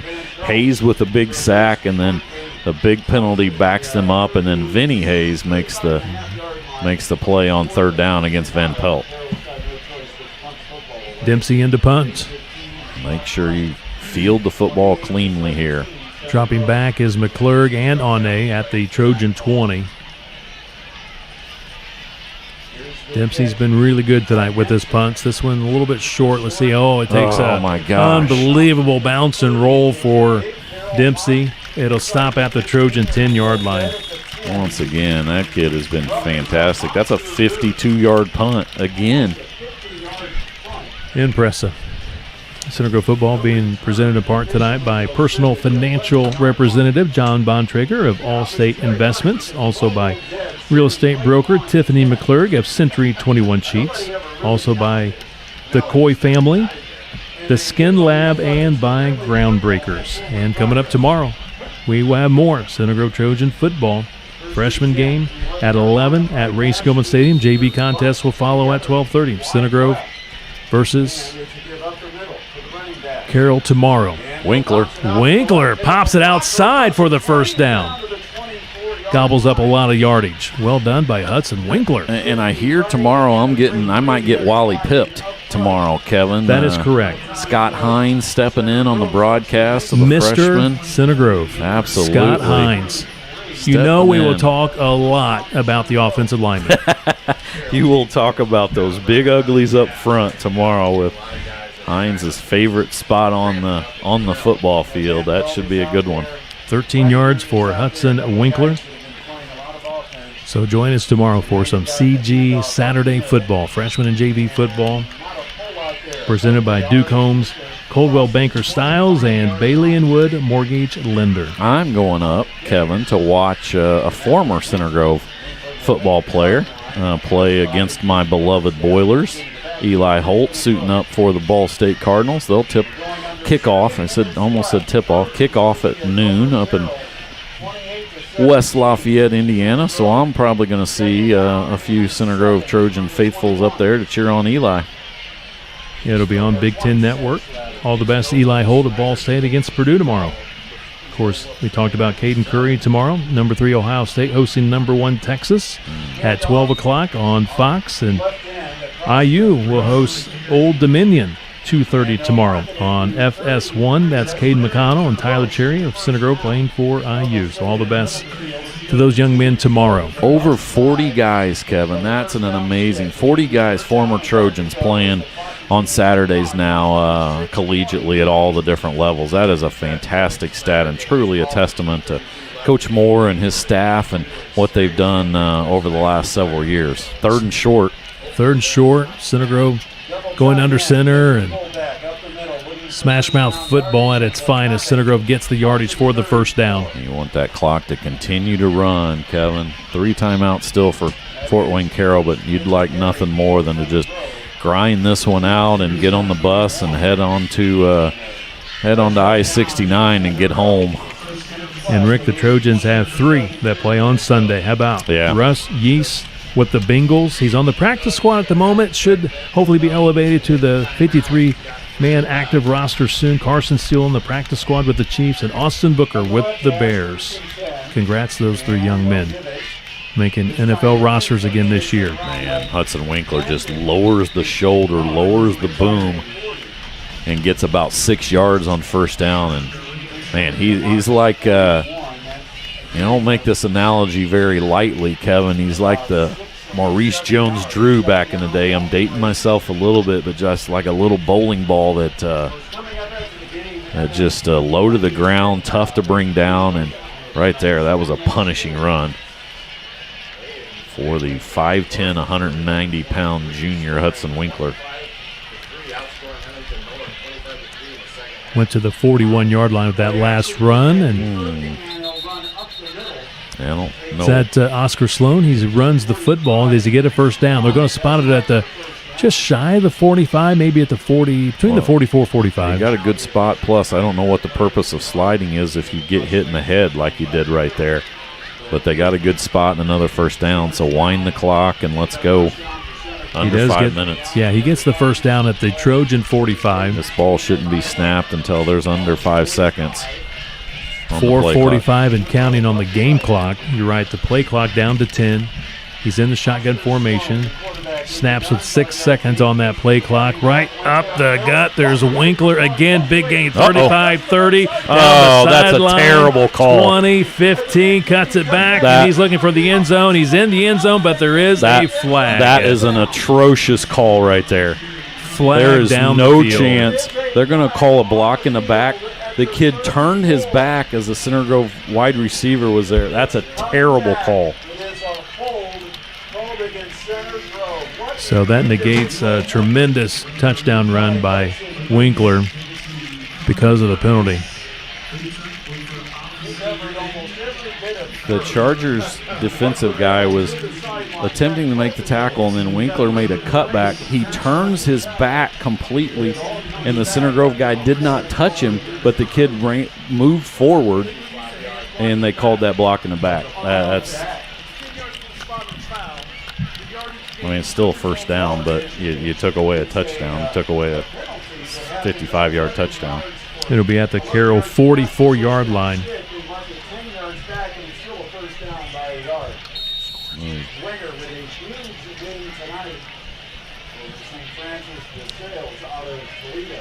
Winkler really fresh legs, Rick. Again, Coach Moore talking about using 4 running backs. That keeps those backs pretty fresh. Yeah, you're exactly right. After Reese has been pounding, then you bring Winkler, like you said, with some fresh legs. We've seen Biggerstaff. We've seen Lange tonight. Those guys are going to continue to, like you said, it's all about fresh legs. Here comes Lange back in the game. He's going to get some opportunities here. Yeah, don't break that huddle too soon here. Good job by the sophomore quarterback. Stay in the huddle until about 10 seconds. They're breaking with about 13 on the clock. Football's at the 40. Last play went for 4 yards. Second down at 6. Here's Ricky Lange, the sophomore, to the 38. Give him a couple of yards. Most importantly, let that clock run. Carroll right now, no desire to stop the clock. If they stop them here on third down, then you probably will see a timeout from Carroll. But this ball should not be snapped until that clock's under 3 minutes to go. 23 seconds. Sorry, Kevin. I'll say Center Grove against Carroll, 2-0. Beat them last year back at Ray Skillman Stadium, 28-14. Just played the first half only. Beat them in the state title game, 2022, 35-9 at Lucas Oil Stadium. So trying to go 3-0 against Fort Wayne Carroll. And did he get enough for the first down? Yes, Rick sir. Embry says he did.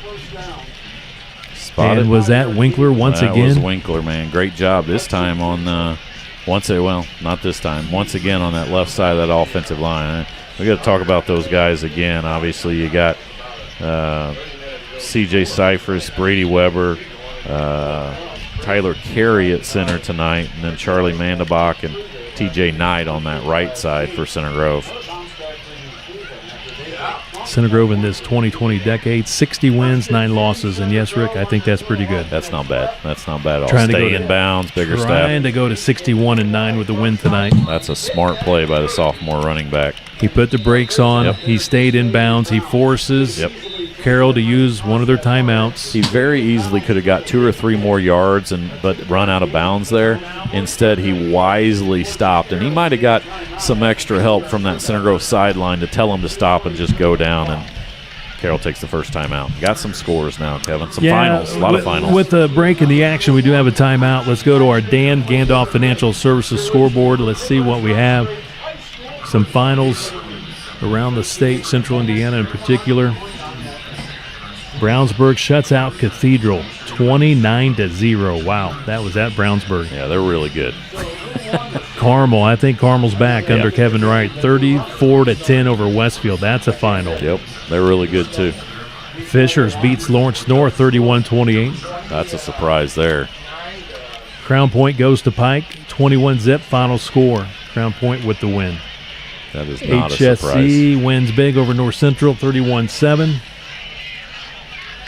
Avon over Ben Davis 35-14. That's a surprise. Ben Davis down. They've gotten beat pretty handily first 2 weeks. Lawrence Central 40-30 leading Zionsville in the fourth quarter. Also in the fourth quarter, 28-14, Warren Central leads Warsaw. Franklin Central beat Roncalli 22-15. I think they scored with about 2 minutes to go in that game. And New Palestine beat Decatur Central 28-6 here at Fort Wayne Carroll. 28-17 Trojans. Back to the ground game, and Biggerstaff breaks it for a touchdown. First varsity touchdown for that young man, and it goes 30 yards. Well done. Jaden Biggerstaff with the score for Center Grove. He's a sophomore, 5'11", 180 pounds. Goes in for the score. Man, he's so shifty as well. Him and Lange, a couple of sophomores, and can't wait to watch those guys over the rest of their 2.5 years here at Center Grove. They're both going to get bigger, but, man, they are so shifty and so fast. And right there, Biggerstaff got back past that second level, and he was gone. Corn Probst with the PAT kick is good. 35-17, all Center Grove. Well, it's been all Center Grove here in the second half, Kevin, after kind of a rough start a little bit to that start of the third quarter. You went 3 and out a couple times, took over in some really tough positions, but you got a fourth down stop on the 39-yard line to take over, and then you marched the ball down the field, scored right at the end of the third quarter, and then the fourth quarter has been more of the same. You took over on that drive at about the 8-minute mark, and you drove down the field in 6 minutes and put the icing on the cake, and you see the locals heading to the exits, Kevin.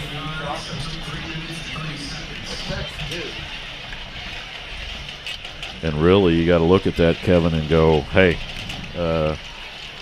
offense didn't get going until about 3 or 4 minutes left in the third quarter, but that defense has been really, really good, and it's been some pretty simple things like, hey, let's bring these 2 linebackers off the blitz and make Freisinger a little bit uncomfortable and not just sit back in that pocket. Paxson and Frankie Hayes especially, man, if I'm looking at a player of the game from Center Grove side, Frankie Hayes, and that's saying something after he had 16 tackles in the first week. That young man's got 2 or 3 sacks tonight at least, and he's been everywhere here, especially in the second half. And sometimes you hold something like that for the second half because there's no halftime that's a good point. To make any adjustments. For you to be able to change your blocking assignments, yeah. That's a great point, Kevin. I didn't think you were able to make those when it's 10 o'clock on the dot here. Don't tell me what time it is. You're usually well in bed by now. We're looking at a 2.5-hour road trip back home yet. Kickoff by Corn Probst to the 6-yard line. Man, some good sticks there. Ballman with the return. Center Grove, yeah, they come out and hit you, don't they? I think that returns it to the 22-yard line. 21. I want to say that young man's name. We'll probably see him tomorrow. Nolan Biergard. He'll play a little bit of JV tomorrow. Good tackle there on special teams. Carroll just, man, they came out with a perfect opportunity there in the third. So again, more Center Grove football coming up tomorrow. We'll have the live stream for you from Ray Skillman Stadium, 11 o'clock freshman game. JV will follow at 12:30. If you can't make it out there, tune in. We'll have the game. Again, Scott Hines will join me on the broadcast. Center Grove JV last week had a good win, Rick, 28-21, beat Warren Central with a late touchdown, and freshman team very impressive with a 28-0 win over Warren Central. So the Trojans got the sweep against Warren Central last weekend, and they'll try to do the same with Carroll this weekend. I was really impressed with the freshman class. There's 70-some freshmen playing this year. A lot of talent in this freshman class for Center Grove. Well, you got 2 or 3 of them playing on Friday nights, Kevin. Then you got another, I think, 7 playing on JV. Couple on the offensive line, big boys. And you're right, they looked really good last week. Wagner with the reception. Keep that clock rolling. We're down to 1:40 in this contest. Center Grove goes back home next Friday, hosting the Marion Giants. Kickoff 7 o'clock. It'll be a senior night. Of course, the home opener. We're hearing Jeff Saturday, the great Colts player, will be in attendance. So a big night of football. Sure love to see Ray Skillman Stadium packed and rocking next Friday night for the Marion Giants. Van Pelt again. He's got the catch. They're chasing him, and he's at the 5. He's in the end zone. Touchdown. Van Pelt did it again. Unreal. And he's cramping up again, but he scored. Yeah, he might be out. Well, I don't know if it's a cramp. I think they're just stretching him out, but he made it to the end zone for a touchdown. Center Grove had done a pretty good job all second half until right there, and you 65-yard touchdown pass to Van Pelt. Kind of go back into that prevent defense a little bit and didn't put much pressure on Freisinger, and he just ran right by the linebacker and the safety again. He's over 200 yards and receiving now. Rick, it's that time. We got to come up with our Texas Roadhouse player of the game for the Center Grove Trojans tonight. Compliments of George Hill there at the Greenwood Texas Roadhouse. Somebody's going to go home with a free meal from Texas Roadhouse. I'm going to go with Frankie Hayes, Kevin. I like it. I love it. Talked about him pressuring the quarterback and really made some big plays in the second half. So I'm going to go with the senior linebacker, number 42, Frankie Hayes. I love it. Free meal for Frankie Hayes at the Greenwood Texas Roadhouse. Man, and if I was picking a player of the game for Fort Wayne Carroll, if their local Texas Roadhouse wants to, text you real quick, Kevin, and give a free meal, they give it to Mr. Van Pelt. I would agree with that. He hobbles to the sideline again. He's been battling what appears to be a cramping hamstring. PAT kick is good. 35-24. Center Grove leads it. 1:14 left to play in tonight's game here at Carroll High School in Fort Wayne. Well, you're probably going to see an onside kick, Kevin, so I guess your onside kick team is going to get some action right here. So you better be ready. You got your hands team up front. You field this, and then you take the knee a couple times, and hopefully you get on the bus and go home. And again, join us tomorrow for CG football. Coach Moore, we normally have him up at halftime of the junior varsity game, so tune in tomorrow. Hear Coach Moore's comments about tonight's game against Carroll, and also he'll get you ready for next Friday's game against Marion as well.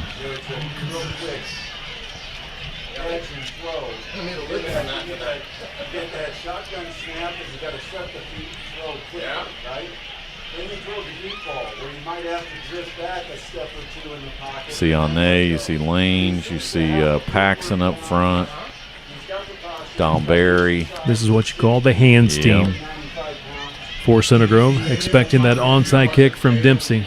One guy deep, Winkler, Vinny Hayes. Place that's wide open is right down the middle. It's like he's Dempsey, onside kick, takes that high bounce, out of bounds. It'll be Center Grove ball. That's what you're supposed to do. You got to have player go down the sideline, his responsibility is to make sure the ball does not go out of bounds. You put a tall, fast player on the outside, he jumps, he tips it back in, but you don't allow it to go out of bounds. It does go out of bounds, it'll be center grove ball. It went over Don Barry's head, which is saying something because he's 6'6", and then it went over the Carroll kid's head because he was not 6'6". That's where you probably put is it Newhouser? He's 6'3", athletic. I put Newhouser on every team that I had. I would agree. But it does go out of bounds, so it'll be center grove ball. But it was once again there for the taking. Dempsey, and that was a perfectly executed onside kick. Dempsey is only a junior, Kevin, so we get to see him again next year. Man, he's been fantastic tonight. Punting, kicking, right there. That's a perfect onside kick that he did. Yeah, Carroll comes back to Center Grove next year. Maybe we'll play 4 quarters. Remember last year? No kidding. Week 2, game got delayed at halftime because of the inclement weather. Of course, we know everybody knows what happened to that Center Grove south end zone field goal post. That was the game that the microburst took it out, lifted up the bleachers, and took out that field goal post. Thankfully, nobody was injured, but the game was called after halftime. Center Grove got the win. Well, that was an 8-yard gain by Reese on first down. I think Carroll, if they'd have stopped them quickly, they might have used. They got 2 timeouts left, but they're not using it. So this one can go all the way down to about 20, and then hopefully one more play, and Center Grove can. Yeah, they're not going to do anything. They're going to reset the. He's just saying they're not going to do anything. So, he reset it, and now we only got 3 seconds difference. So take a knee and. Let's pack up and head home, Kevin. Victory formation for CG. There it is. He takes a knee. Center Grove wins it 35-24. Center Grove now 3-0 all-time against Carroll. First time the Trojans have played Carroll here in Fort Wayne, and they get it done. Well, Kevin, it was good to do an audio broadcast, but I can't wait till next week when we get our camera folks back and we get Austin to do a full set of duties as producer, and we get Mr. Kitchell back hopefully next week, and we have a good week at home next week. Safe travels home, Trojan fans. Stay tuned. Coming up next, we'll have our Duke Holmes postgame show. Your final, 35-24. The Center Grove Trojans get it done here tonight at Fort Wayne Carroll. Tonight's game presented by UHealth. This is Trojan football.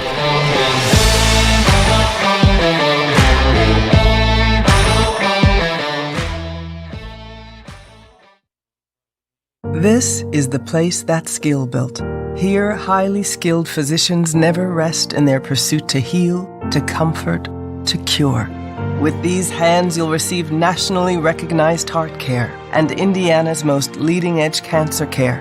With these hearts, with these guts, with these brains, you'll find the highest level of care in the state.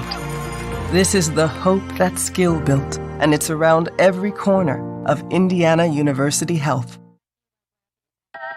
Some people spend all day washing and buffing their ride to shiny perfection by hand. But you've learned the fine art of delegation. Hi, I'm Amanda Johnson, owner of the Barn at Bayhorse and the Stables at Bayhorse Inn. We're proud to support the Center Grove football program and are fortunate to host many sporting banquets, teacher appreciation events, fundraisers, and more. We invite you to the stables at Bayhorse Inn, offering various horse riding lessons and smaller meetings and event spaces. Thank you, Center Grove, for creating beautiful memories and meaningful experiences with us over the last 7 years. Book your next event with us at barnatbayhorse.com and follow us on social media.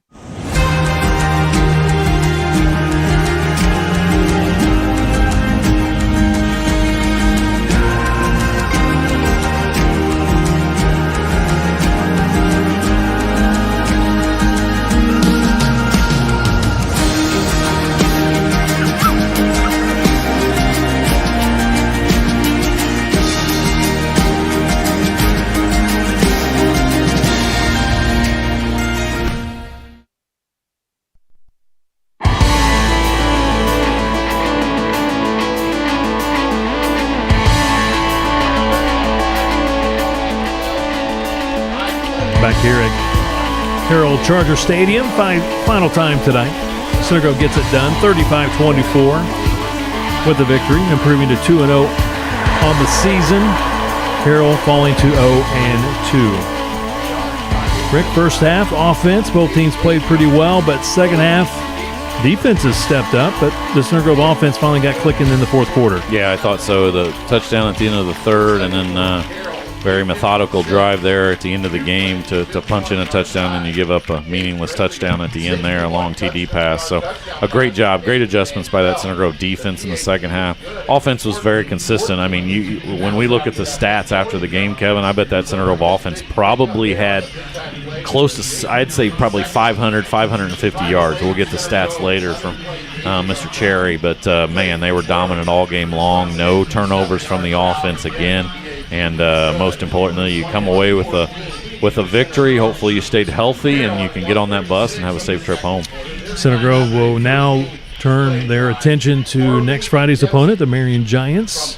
First time the Trojans have played them in football, and that'll be at Ray Skillman Stadium, 7 o'clock kickoff. The Purple Rain comes to Center Grove High School next Friday, so another new opponent. And like I said, it should be a beautiful night for football, and hopefully, like you said, big crowd out there to celebrate the senior class. And once again, our Texas Roadhouse player of the game tonight, Frankie Hayes. And I think that's a great one, Rick, because he really changed things here in the second half. He had to get pressure on the quarterback, and he put a lot of pressure on him. Yeah, I would say when we look at the stats again, he's going to have at least 2, maybe 3 or 4 sacks.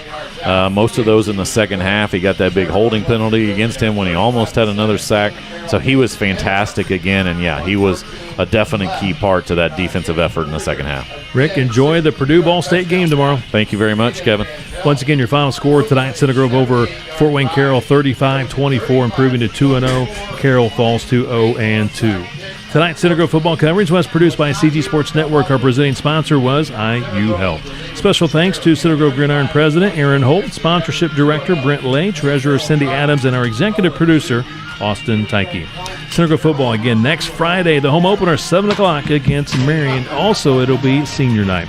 Our next CG web stream, though, is tomorrow. Center Grove freshman football at 11, followed by the JV game at 12:30.